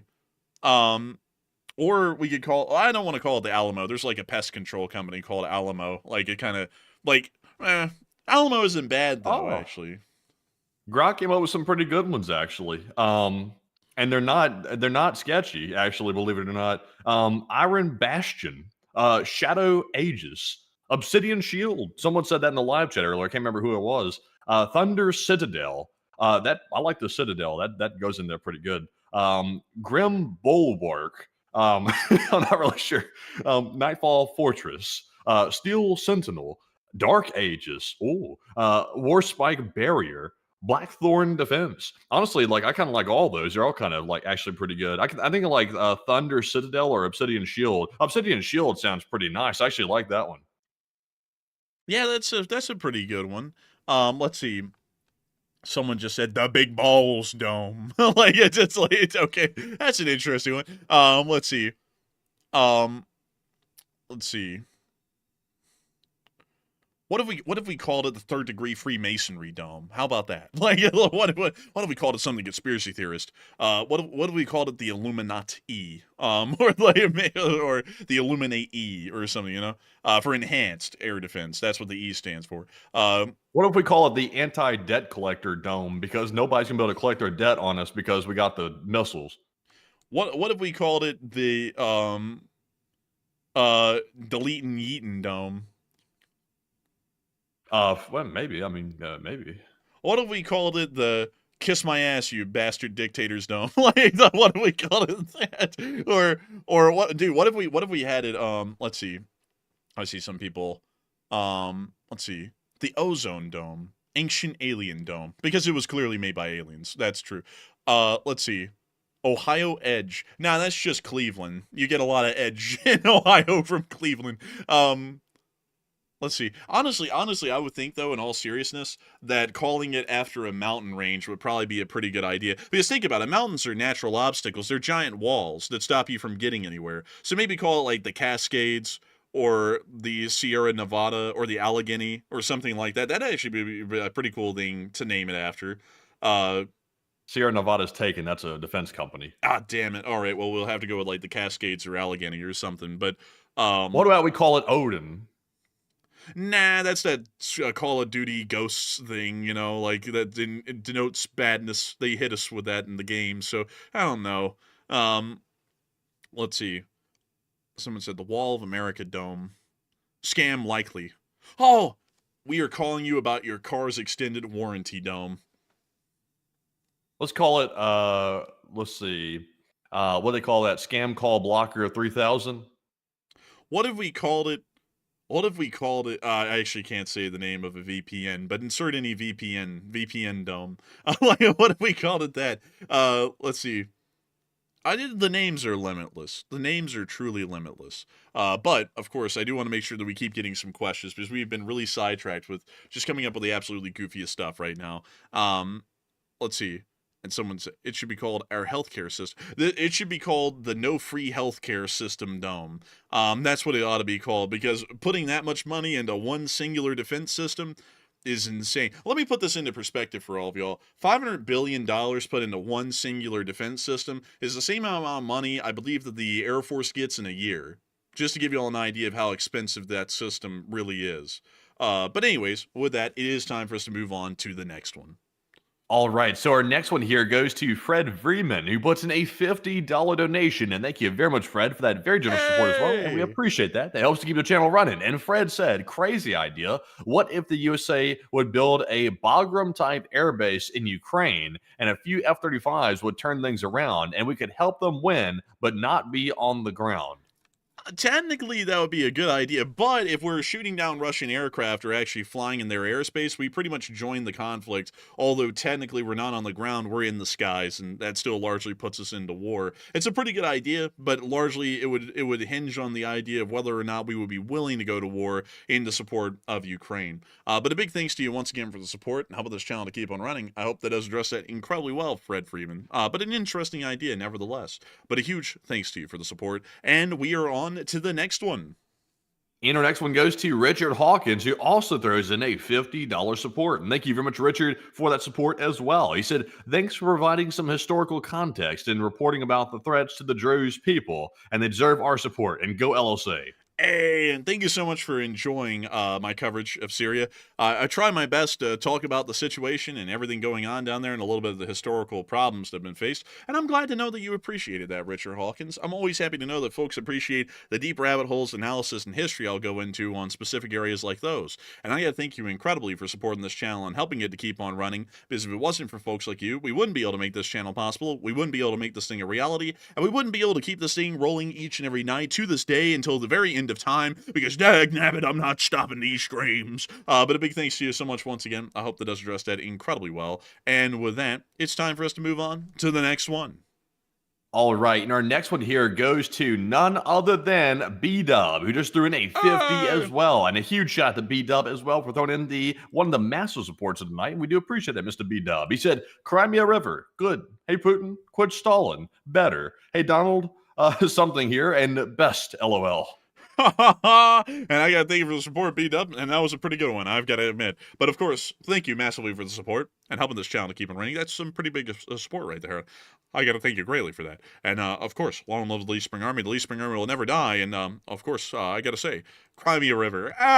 When you're Russian when you're rushing to win a war, but you're Putin so much that you've got to be stalling to get to the bathroom. Yeah, the Russians. But beyond that, I do thank you for the support and helping this channel to keep on running. I hope that made some sense, at least as a joke. And a big thanks to you once again for helping this thing to keep on rolling. And so with that, we are on to the next one.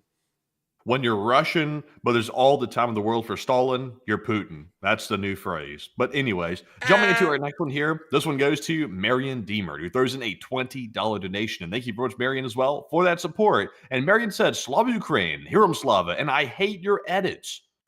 And I thank you for the support, Marion Deemer. I don't know what you're talking about, though. I don't know what you're talking about, the edits. What edits? Oh, do you know what edits she's talking about, Matthew? I don't even know. I don't know either. I'm sorry about it, though. I don't know which edit you're talking about, but I do thank you for the support and helping this channel to keep on running. But a big thanks to you once again for the support and helping this channel to keep on running. And, of course, Slava Ukraini, Haram Slava. And with that, we are on to the next one. And we have a $20 super chat from Ricky Buffalino, who puts in a $20 donation. And he said, to help Ukraine train house painters. I heard they have a lot of houses over there that need painting. There's a lot of rebuilding that must be done after the war is over. He said, sorry for the typos, too. I have PLS, and it's hard to type.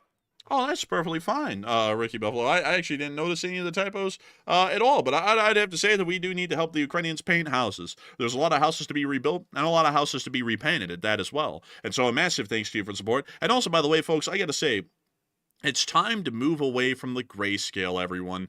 The grayscale is terrible. I'm getting tired of going into everywhere and it looks like an office space or a psych ward where it's like white, gray, or black, and those are the only color options that you get. That is ridiculous, and it's getting old. Like, I don't know about you, Matthew, but I'm getting really tired of feeling like everywhere is a clinic. Yeah, they've really like sucked the soul out of everything, like literally. Like you go into McDonald's or something, it used to be like a playpen for like the kids and stuff like that. They could go in there, it was real colorful. They had a little playhouse and stuff in the front.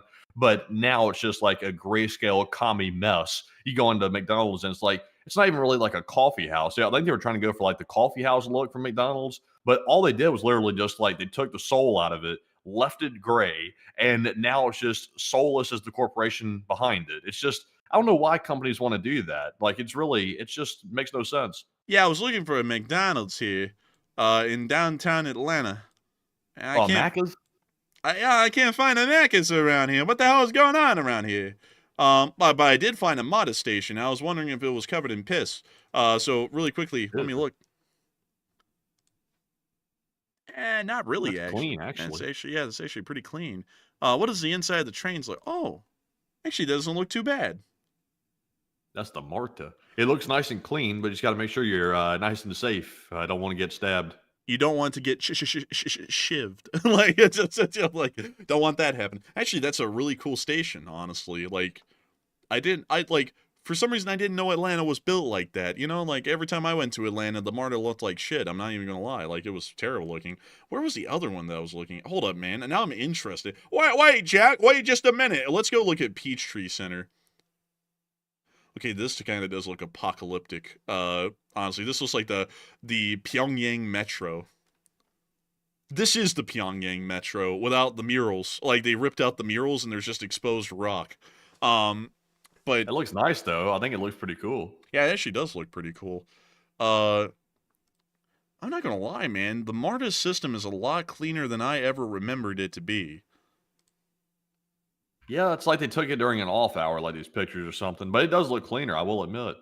Dude, that picture actually goes pretty hard right there. That looks like something out of Squid Game. It looks like something like you walk into that thing and it like the Thunderdome starts or something like that. Man, you walk into the train and the boss music starts playing. It's like you about to get beat. But the most erratic acting crackhead jumps out the corner at you. Bro, I think an erratic acting crackhead took a shit on this escalator because it looks like it took a little. I think that's what they call trickle down economics in Atlanta right there on that escalator. but yikes! I wouldn't take that escalator. I'd take a different one if there was an option. But let's see here. Is there another station nearby? It's kind of crazy, man, how they actually have like public transport in the big cities. Like, that doesn't exist here in Alabama. Let's take a look at this one. Oh yeah, this one's looking rough. This one's looking really rough. This is what I remember the MARTA to look like this. Let's see if we can get up. Oh yeah, that one's bad, dude. Like the tiles, like the grout, it's infested. This thing's almost tipping over. Oh dang. Would you look at that? Oh my god. Dude, this is actually scary looking. This looks like something out of a horror movie, really, where you get like stabbed or moited, you know, or something like that. It's not as clean as the Salt Lake City system, that's for sure. Yeah, I'd agree. Oh, look, there's grass growing all the way up here on like the 3rd story platform. How does that happen? I don't even know. There's not even like soil there. Like, how does that even work? Many questions I have, but even more questions about why this place looks so bad. And who's ripping up the tiles? Like, who's going out here going, yes, today I'm going to rip up a blue tile? Like, who is doing that? Only crackheads could do that. Like, that's really the truth. You know, it's totally different than the Washington, D.C. Metro. The Washington, D.C. Metro looks Soviet, nearly. Let me go see if I can find it for y'all and show it. Matthew, what did the stations look like in Washington for those metros? Oh, right here. Oh, they look clean. Like, they look really nice. Like, I wanted to, like, go on this metro right here. I like the little, like, grid design they got on the wall. Yeah, like that acoustic room kind of design. I like it. It's cool. It does feel like it has that Soviet design to it, kind of like that like spacious look, but they got the sort of like contemporary design on the walls going on. Honestly, I think it's dripped out. Also, the monuments in Washington D.C. are absolutely dripped out. But yeah, this is. Oh, look at the inside. That's clean. That's very clean. I will say though, the Salt Lake City trains like get way cleaner than even that. No way. There's no way in hell. Yeah. There's no way. You're lying. You're a liar. Like one of those instruments from Ireland. Let's go look. Let's go look. Let's take a gander. Or else you are going to become, let me go pull it up, a liar. Let me go get it. You're going to become one of these. A liar. Oh, okay. Let's figure out where these stations are at. So we need to go here. Ah, yes. I see you know your trains well. Let's go take a look. So this is the station. It's kind of like a tram sort of a thing, more than like a metro. But it still fills the same role. No real pictures of well, there's one of them from the outside, but not any pictures of the inside. So maybe we need to go up to another station. There's another I got a one. picture from the inside. But we don't want your picture. We want the ones from Google. Like this one, like the Guadalupe station. That's actually pretty drippy looking right there. Actually, I don't have a picture from the inside. That's weird. Oh, wait a minute. Do I have a picture from the inside? Yeah, you sent it I to thought me. I did. Hey, let's see here. I do have a picture from the inside. Here, let me send this over Discord. You know, these are the same trains that they actually had in Portland, Oregon. You know, theirs was purple. Did you know that, Matthew? Did you know they had those very same light rails in Portland? I did not know, but there's the picture. I just sent it to you so you can see how clean the interior of those trains are there. Let me show you this. This is the light rail that they had in Portland, Oregon. Same one. I don't know why in the world that even looks like they would put that there. Like, hey, sit on a concrete chair. Like, that seems very uncomfortable. But looks like a roadside therapy session or something. Dude, you sit there like across from someone. You say, "Hey, how are you doing?" "I don't know. I'm just fiending for some fin." It's like, "Oh, yeah, this is Portland." Like, Hello, young man. How does this train make you feel as you're sitting here in the psychologist chair waiting for it to pull up? It just makes you so anxious to get on the train. But the view from the train, I don't blame him. like the view from the train station, though, was actually pretty nice. Like, honestly, the interstate through Portland wasn't that bad. Like, as long as you didn't go downtown. Downtown was scary, like legitimately. But oh, there's the purple train right there. Huh. Yeah, I wouldn't ride the Portland train. I can just tell you right now, that's not it. Yeah, I remember a cop body cam, man, of some guy who was like harassing he was harassing a woman because she was not the same race as him.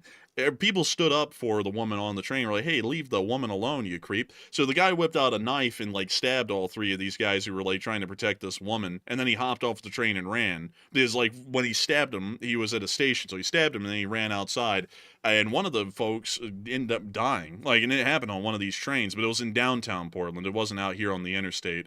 But also, that's another interesting. This thing actually runs in the median of Interstate 205, by the way. Like, a good bit of it does.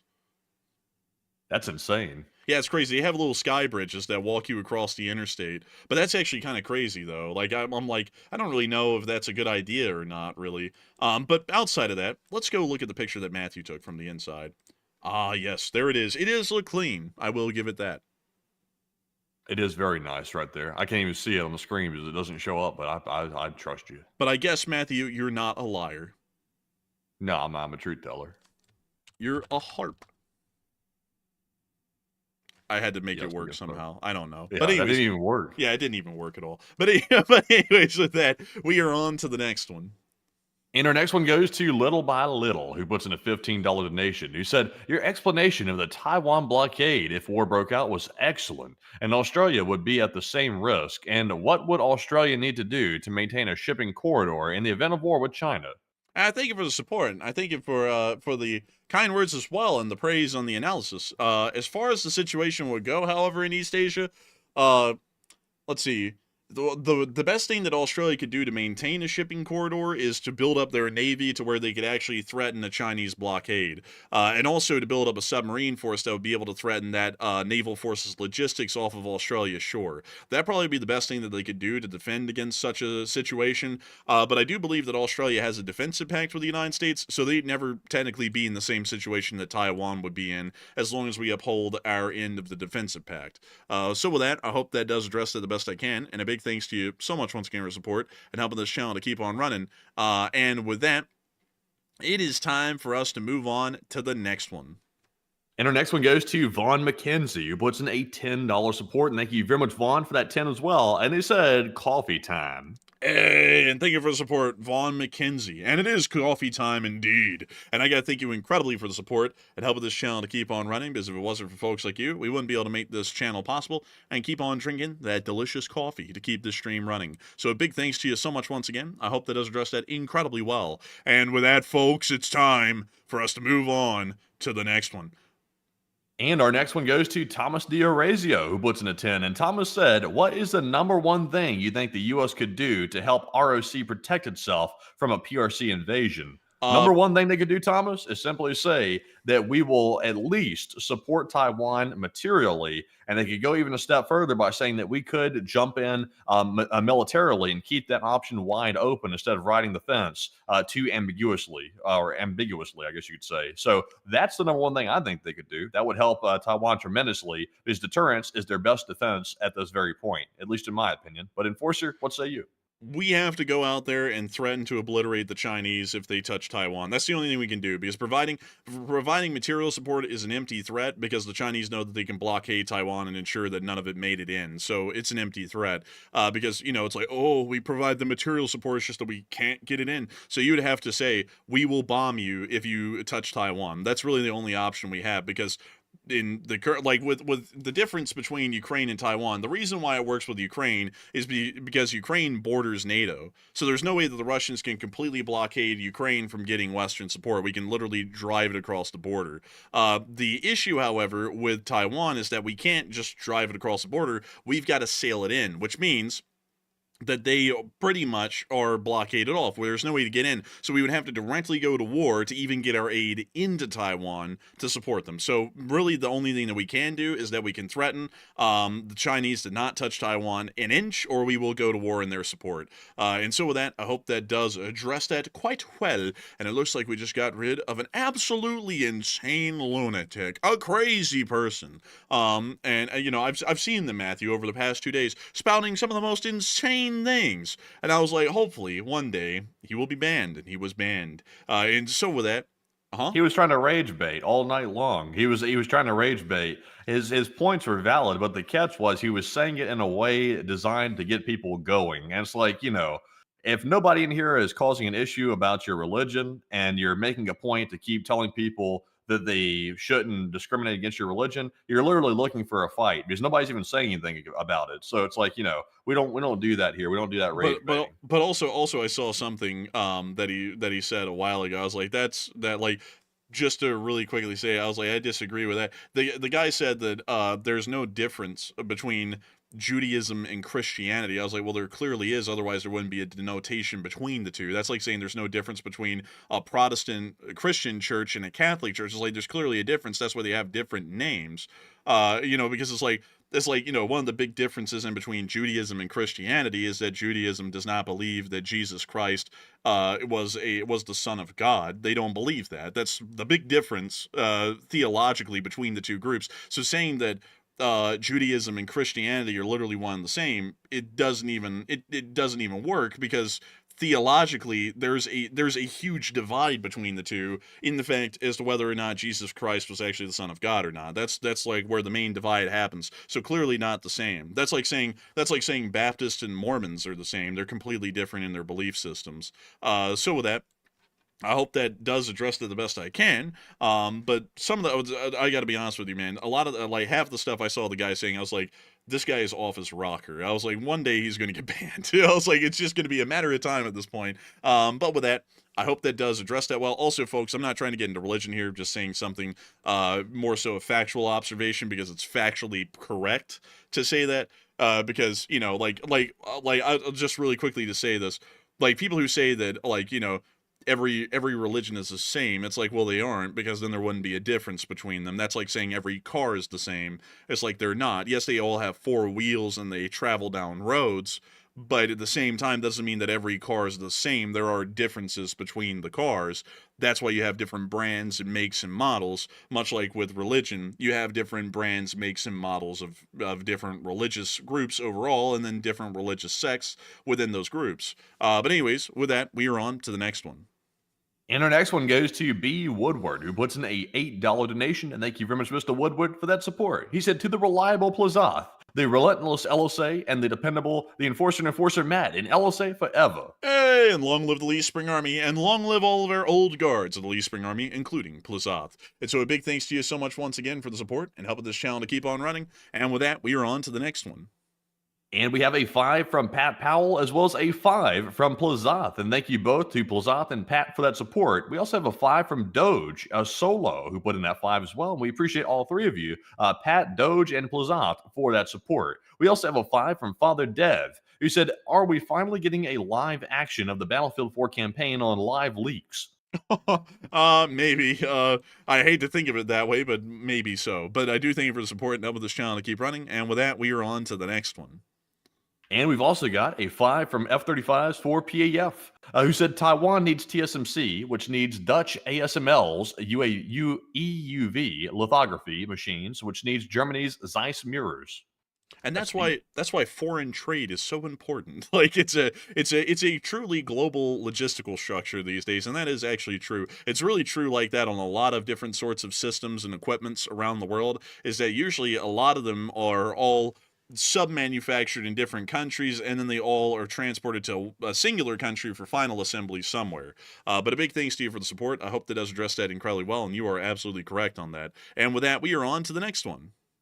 And we have a $10 support from Dade Carnes, also known as Raid, and he threw in a 10 without a comment. But thank you very much, Mr. Dade, for that support as well, and we appreciate that. But Enforcer, what say you? And I gotta thank you so much for the support, Dade Carnes, and helping this channel to keep on running. And with that, we are on to the next one.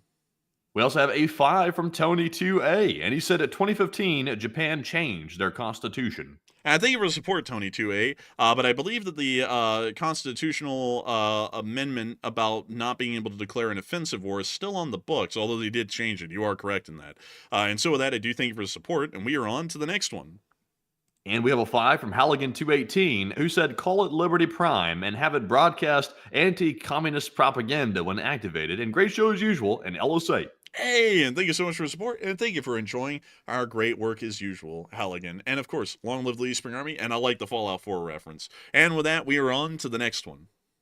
And we have a 2 from LSA Sergeant Figment and a 2 from Eric Horner LSA. And a big shout out to Eric and LSA Sergeant Figment for that support as well. We also have a 2 from Eric Horner LSA once again. And he says, Marie LSA and the LSA family misses you. And hopefully Marie LSA will return. We haven't been able to hear much about how she is doing. We still haven't heard from her, but hopefully she's doing well out there. But still, a big thanks to you once again for support. I hope that does address that well. And with that, we are on to the next one.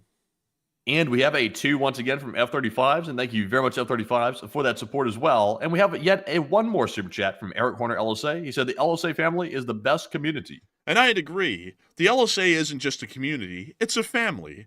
That's why we're putting y'all all on overtime without pay. but beyond that, I'm just kidding, folks. But I do thank you so much for the support, Eric Horner, and helping this channel to keep on running. Because if it wasn't for folks like you, we would have never been able to make this channel possible. And with that, folks, we've actually rounded out this super chat segment a little early. We've only taken an hour to get through it. Oh, crazy. Crazy right there. Literally exactly an hour, folks. So with that in mind, it is time for us to get on into some live chat questions. We're going to get as many of them as we can before we round this thing out. So, Matthew, what do we got? All right, so jumping right into our Morse code decoders of the stream, we had Paul Schultz, Kevin J, Mason Miami, Joni Dog, Norm Pridgett, Arabelle Garbo, and her royal fluffiness. They said the Morse reads, Russia is acting like a big beach with how they're taking this whole peace thing, and LLT, LSA. I swore that I changed that. But ding, ding, ding, ding, ding, ding, ding, ding. That is the sound of money. And y'all got that down on the nail. That was the Morse code mentions of the night. I got to congratulate y'all greatly. The Lee Springer and Sue, of course, for once again getting that correct, because y'all get the correct time and time again, day in and day out, every single day and every single night. And I got to say that it's absolutely impressive to see that y'all got it correct once again. So a massive shout out to y'all. And once again, we're going to be moving on into those live chat questions. What do we got, Matthew? So jumping into our first live chats, this one goes to Judy from the live chat, who said, what is the chances that the U.S. would come to Taiwan's aid with real soldiers? I would be honest with you, at this point, I think the chances are low. The current administration and the prior administration are what I call weak, and generally I would have to say no offense to them, but you know, this is probably going to be an offensive statement, but you know, kind of true, is that the prior administration and the current administration have something that I would describe as weak bitch syndrome. We've talked about it before here on the channel, but generally they're very scared to get involved in any conflicts, even if the fight is right. And so that would generally be my assessment. So I think that we wouldn't really get involved with soldiers. We'd probably try and back out some way or waffle and then have the Taiwanese begging to us to help them. And then go, only if you really beg, and then, you know, go through that whole hoop in 9,000 yards, probably. But I hope that does answer that well. And also, Mandy, I just realized that we actually had 2 super chats come in from West Trueblood 3 and also Plant Lord. So what do we got with those? All right, so jumping into the one that came in from West first, or West True Blood the third, he put in a 2. He said, "How did you come up with the LSA?" Oh, long ago, in a galaxy far, far away, the war in Ukraine had just begun. It was about a month in or so when this happened, but up in Chernihiv, there was a Pantsir S1 burning in a field near to the city, and I looked at it on the video, and I went, oh my god, it's using leaf springs! That is so obsolete, no vehicle uses leaf springs. I was totally wrong and got flamed for it endlessly. So fast forward the next 2 days, still getting flamed endlessly for it, so we just decided to accept it, and then we turned it into a joke, and then it turned into the name for the community of the channel. It actually has a flag, an anthem, all sorts of stuff like that. It's actually pretty cool. But with that, I hope that does address that well, West True Blood 3. I thank you for the support, and with that, we're on to the next one. And we also have a 10 from Plant Lord, who said, "Great news as always, and great work." Hey, and thank you so much for the support, Plant Lord, and thank you for enjoying our work. We work as hard as we can here, so that way we can talk about new discoveries, like the city of Obama in Japan. Also, look, Obama has a train station with 3.7 stars. Obama station. You got to pull up with the good reviews. Oh, look, Obama. Well, what the hell? Like, click on that. What is that? That's kind of scary, honestly. I'm not sure what to make of it. Not really sure. Dude, just play it safe. Why do they have eyes like they just came out of a horror movie? Looks like they've seen a little too much. Might have to call in a drone strike. Let's see here. Also, someone said, it's a cute little station, funny place to go just to take a photo of the sign. That's real cute. Take a right. I like to go to Higashi Obama. Call me Higashi, the way I Obama. Like, man, go take a right to Higashi Obama and call in a drone strike on that sushi bar. Oh man, I'm telling you what, tomahawk that sushi. Let's see. A lot of people put 5 stars. Wait, hold up. The waiting room also had an escape room-like atmosphere. What's this person talking about? Now we got to look at their pictures. Oh, that's kind of like... Oh my god, that's a little bit sketchy. Gotta be careful where you take a right turn. Can't walk into a dark alley. Might find yourself in some trouble. They call this paint scheme the burnt train paint scheme. We call that scheme right there the hit with a drone strike. Let's look at it. That is such a weird paint scheme. I feel like it's supposed to be like a dairy cow or something like. But anyways, let's look. This doesn't have an escape room. This person is spoiled. In America, this would be called a high-end internet cafe. Wow. We call that person an old-fashioned hater pulling up to the block. Man, we call this person an old-fashioned whiner. Like, whoa, look at that boiler. Honestly, it actually does look like a cute little station. Not bad at all. Dude, honestly, use a little spring cleaning. Honestly, though, this picture right here, man, damn, dude, like blew my eardrums out with that. You went, I was like, damn, bro, this honestly looks like a Studio Ghibli like frame, like right here. Honestly, you know what I mean? Looks like it could be a Studio Ghibli. Call them a Studio Ghibli because they're coming in on that animation. You heard me. I don't even know squat about Studio Ghibli, folks, beyond that one movie where that child's parents were turned into pigs, and then they had to work at like a bathhouse or something. That's the only movie I know from Studio Ghibli. But this place isn't bad, though. Yeah, it's not too bad. What kind of logo is this? Like, what was that? Looks like the early precursor to the Starbucks logo. Got the mermaid there.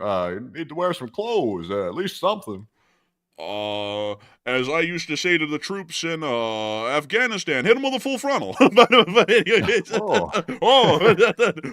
But let's see. What does the town of Obama look like downtown? I'm very interested in this town, folks, simply for the name of it. It's a very bizarre sort of a name.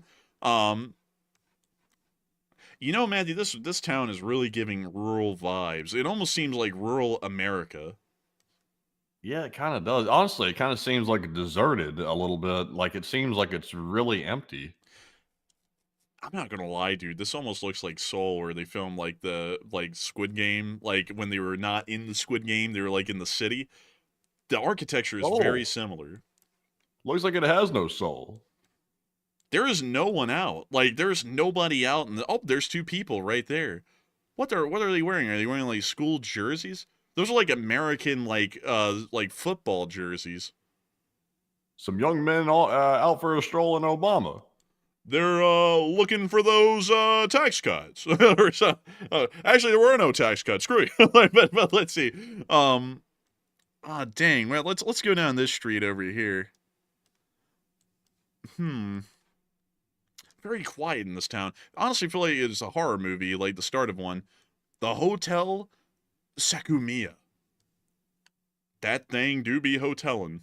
What does this hotel look That like? hotel looks real communist. Looks like a little bit like it's a little bit of the Soviet, old time.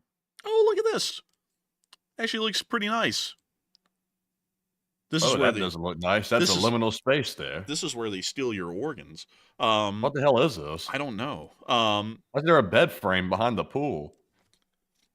We don't ask a Your lot. Final resting place. Why is the water black? Why is there like hair washing stations or hair cutting stations in the pool? I don't. What is this? I mean, seriously, like I don't even know what the hell. Like, can somebody like literally tell me what the hell that was? Like, I've never seen anything like that. It's the most confusing thing. This looks like it's out of let's say the Hotel Royong in Pyongyang. Honestly. Oh, look, a little helping of doo-doo. Bro, you just got a breast implant floating in an emulsion over here. Bro, that's nasty. That's bro, nasty. Well, it looks like it, dude. Like it looked gross, but honestly, don't play this video. I'm scared. Yeah, I'm scared. We've got some ramen. Doesn't look. That looks pretty bad. What's the smear over there about?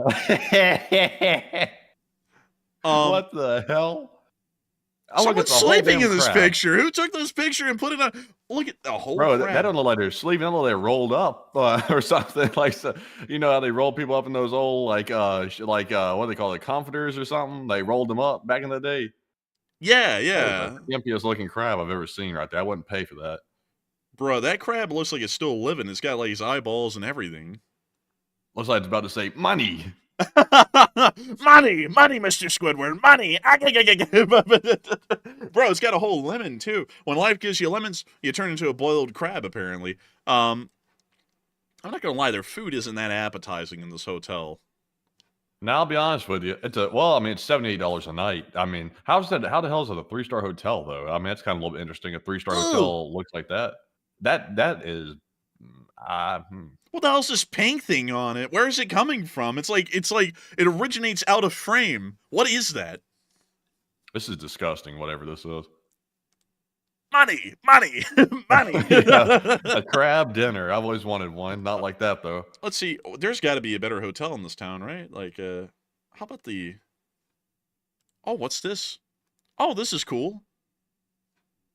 Oh, wow. I was about to say, oh, look, it's a local dive, but actually, it's not too bad looking, actually. It's actually, like, super... I actually really like this in the interior. That is really cool, actually. This is, like, an original Japanese kind of style house. You can change your own skin from the inside out by improving your lifestyle, including meals, exercise, sleep, and bathing. Dang, they give you health advice on the shampoo. That's great. Honestly, though, starting it with you can change your own skin from the inside out sounds like something from a horror movie. I'm not going to lie. You can just, like, it's like reversible. Just flip it inside out. Bro, this sounds like you should read that line as, you could change your own skin from the inside out. It's like something creepy. But and if you ask, how do I do that? Magical bottle of shampoo. A fellow named Jeffrey appears around the corner and says, I can help you. Let's see. The Four Seasons. No way. $146 a night for this one, by the way. They got a whole triceratops down there. Man, I'm not gonna lie, this Four Seasons looking like it's missing a few of the seasons. Oh my god! It's Obama! He's right there! Where? Like, he's right Oh, there! for real? Yeah, look! It's on Are the you mouse serious? cursor! Yeah, he's right there! Look, on the mouse cursor! It's Obama! Can you zoom in? I can't, sadly. This is the best we could do, but that's Obama! Damn, I tell you, this is like the one season though. This hotel is not up to like Four Seasons usually looks like. No. Oh my god, man, this is the one season. This is the Bing Sling ripoff. That's the building, by the way, right there. I don't know what's up with this, man. At Four Seasons, and also they're not charging Four Season prices either. They're charging $146 a night. Like Four Seasons is usually like crazy expensive. What's up with the dinosaur theming? That's what I want to know about. What's up with the dinosaur theming in this place? I want to find the Obama picture up close though, because they had an Obama on the wall, and I like honestly thought that the Japanese wouldn't be in on the joke, but they are. Like they had an Obama freaking like it was an Obama with an American flag waving behind him in a picture. I can't really believe that they'd actually put that in the hotel, like and be like conscious of the joke. This is like the worst liminal space ever. Like that sky on the ceiling right there. This is like somewhere like you would like this is terrible right here. I wouldn't want to be in this little playpen. I can't find the Obama again. Like that's a shame because honestly that was like crazy comedic value right there. What the hell is that? A gelatin? That's a gelatin. Bro, it's a gelatin. Ballistics gel. It's for testing. Bro, that's for when the North Koreans arrive. You throw that at them to see how accurate they are. But let's see. I don't know. Does that person have their whole hand in their mouth? Did I see that properly? Yeah, but we don't talk about that here. We don't talk. Getting hungry. He getting hungry for more. I can't find the Obama though, so we'll just have to forget on that hotel.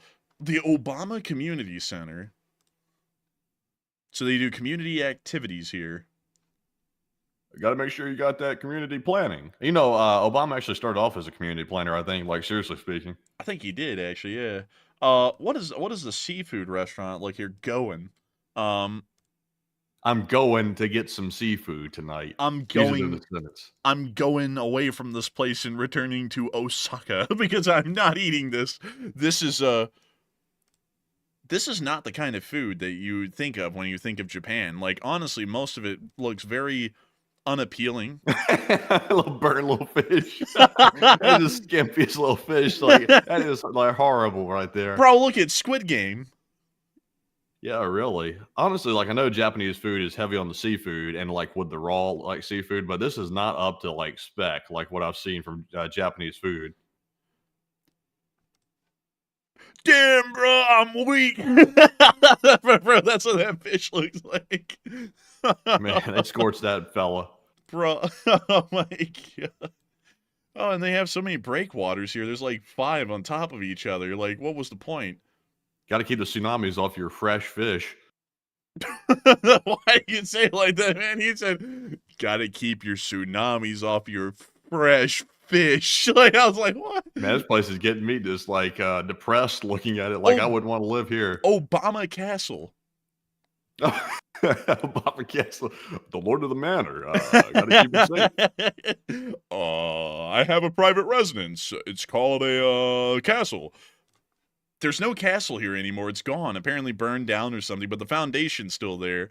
Had to sell the castle. Had to get the cash in on the mortgage, the equity. Had to cash out. I'm not gonna lie, man. Y'all need some new shoes. Michelle and I, we are splitting apart. But let's see. He actually came out today and dispelled the rumors. He said, "Don't make me cry." He said, "It's just the rumors are fake." Oh, I didn't know actually. But let's see. Let's go look at the ramen store. There's a number 8 in the middle of that ramen. That's for the amount of lives you have left. Yeah. Oh, those actually look good. Those actually look good. Oh, look, noodles. Honestly, like, I'm not gonna lie, man. Like, the food quality in Japan honestly looks very similar to the kind of food quality you'd find in America. I've never been too fond of like trying to get Japanese food. Like, really, I like the Japanese like architecture and stuff, and like the way the country looks. But the food has never been like an appeal of it. Yeah, I mean, you know, their vending machine things are pretty cool, but that's about it. You know, it's interesting. It's interesting. Yamato. Wow, they're really mixing them all together. Yamato Transport Company Limited, Obama. Obama has a piece of everything here. Bro, and he's even got the Yamato battleship behind him now, transporting stuff. Crazy stuff here. And then we also have the temples. You know, just random temples, you know, everywhere. You know, it's no reason to look at the icon on the map for them. They're everywhere, though. By the way, that has nothing to do with the people from Germany. I'm just making that a little bit clear. Like, just before people start assuming that has nothing to do with them. But, oh my god, there's a baseball field. Wow, it's actually like a maintained Oh, baseball field. that's a hell of a place to play baseball. That's a nice mountain surrounding, a little bit of view of the water. That's pretty nice right there. A nice view of tsunamis that can come in. Obama City Composting Center. Actually, I'm not gonna lie, man. The Obama name adds a lot of comedic value to this entire area. I'm not gonna lie. Everything becomes hilarious. Mushu Falls. Wait, is this the famous Mushu Falls? This is. Huh. I've heard of these falls before, actually. It's very nice. It's very nice. This is not that far away, though, by the way, from Kyoto and Osaka, by the way. It's actually like a train ride away. Honestly. Also, people were, let's see here. Destiny said in the live chat, how can they eat live squid? I don't understand, like, for example, like Chinese cuisine, like they have a big emphasis on eating like live seafood and things like that.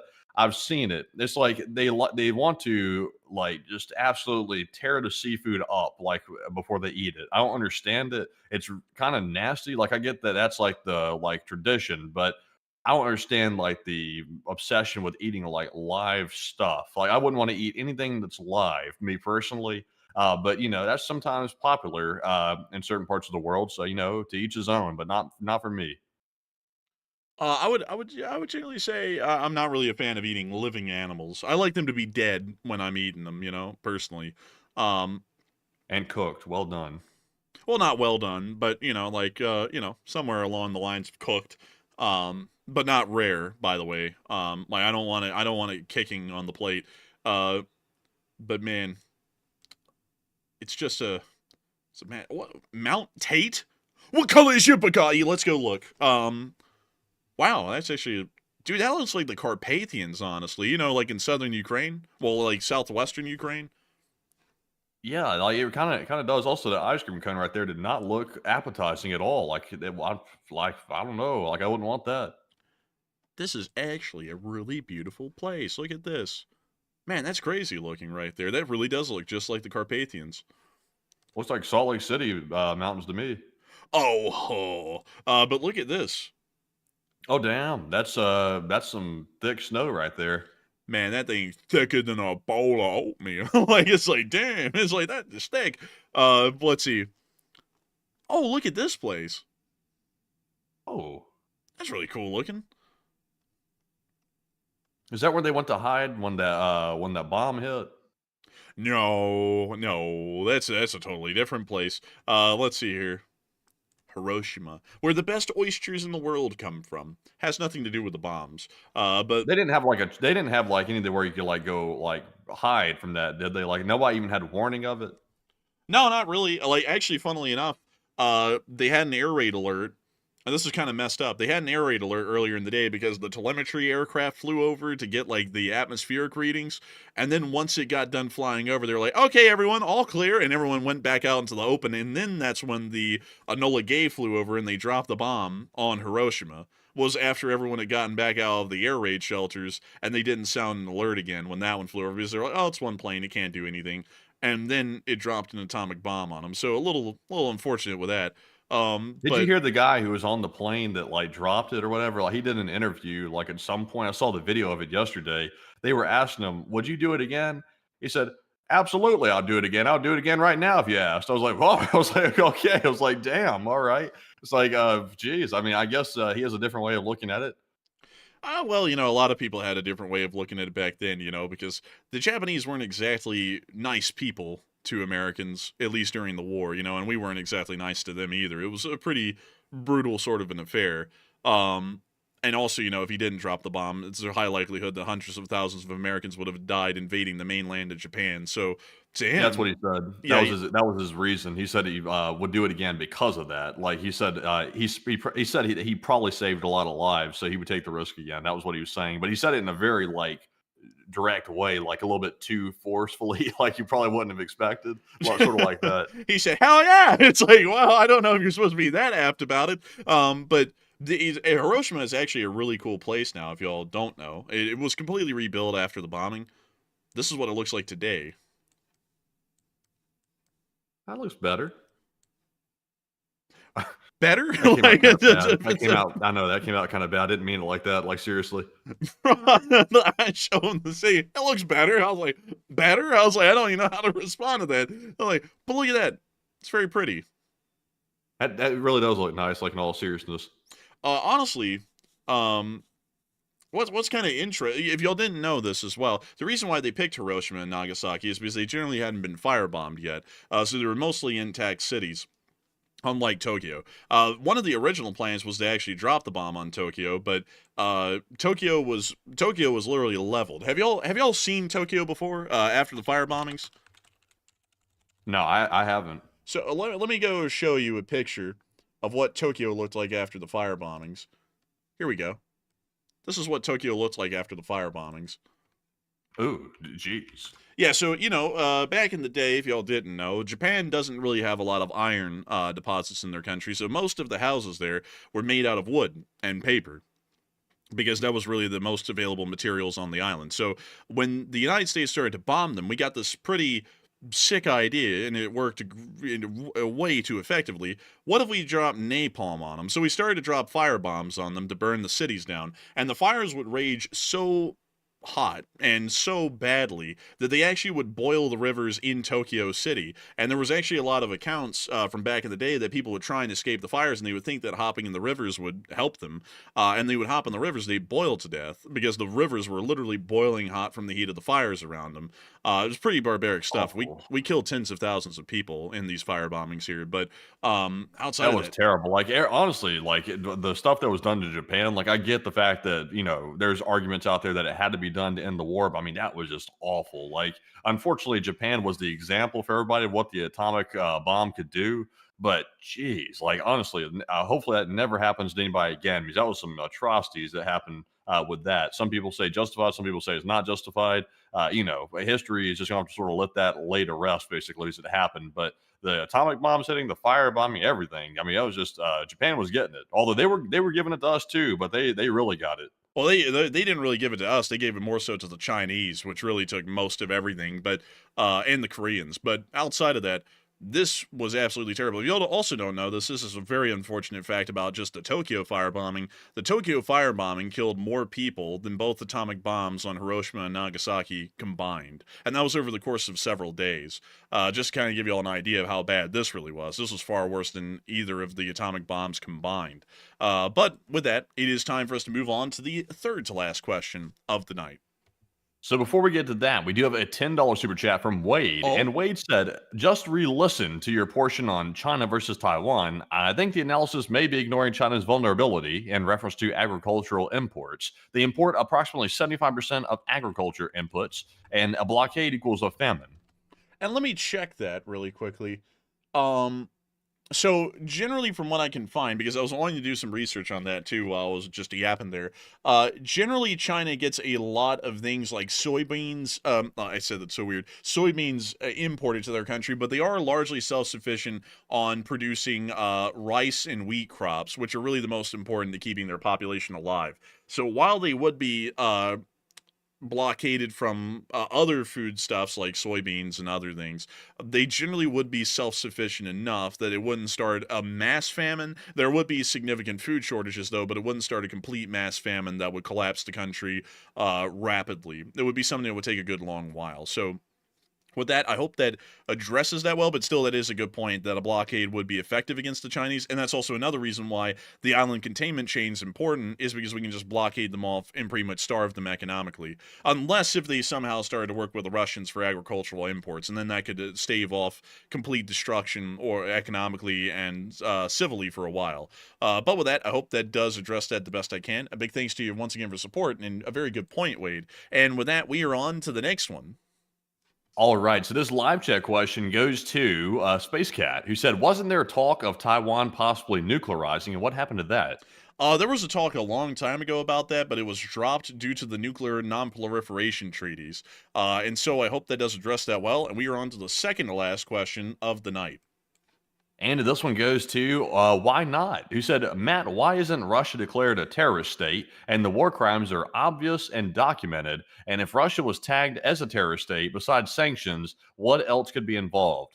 Honestly, declaring them a terrorist state is largely symbolic. Now, in my opinion, we should make that known that they're a terrorist state. But if the U.S. wants to avoid doing that for whatever reason, like I guess to make themselves like feel like there's still room to talk, then whatever. It's symbolic mainly. The more important thing to me is that Ukraine's actually getting material support. That's a real action being taken, which is way more important in my opinion than the symbolism of it.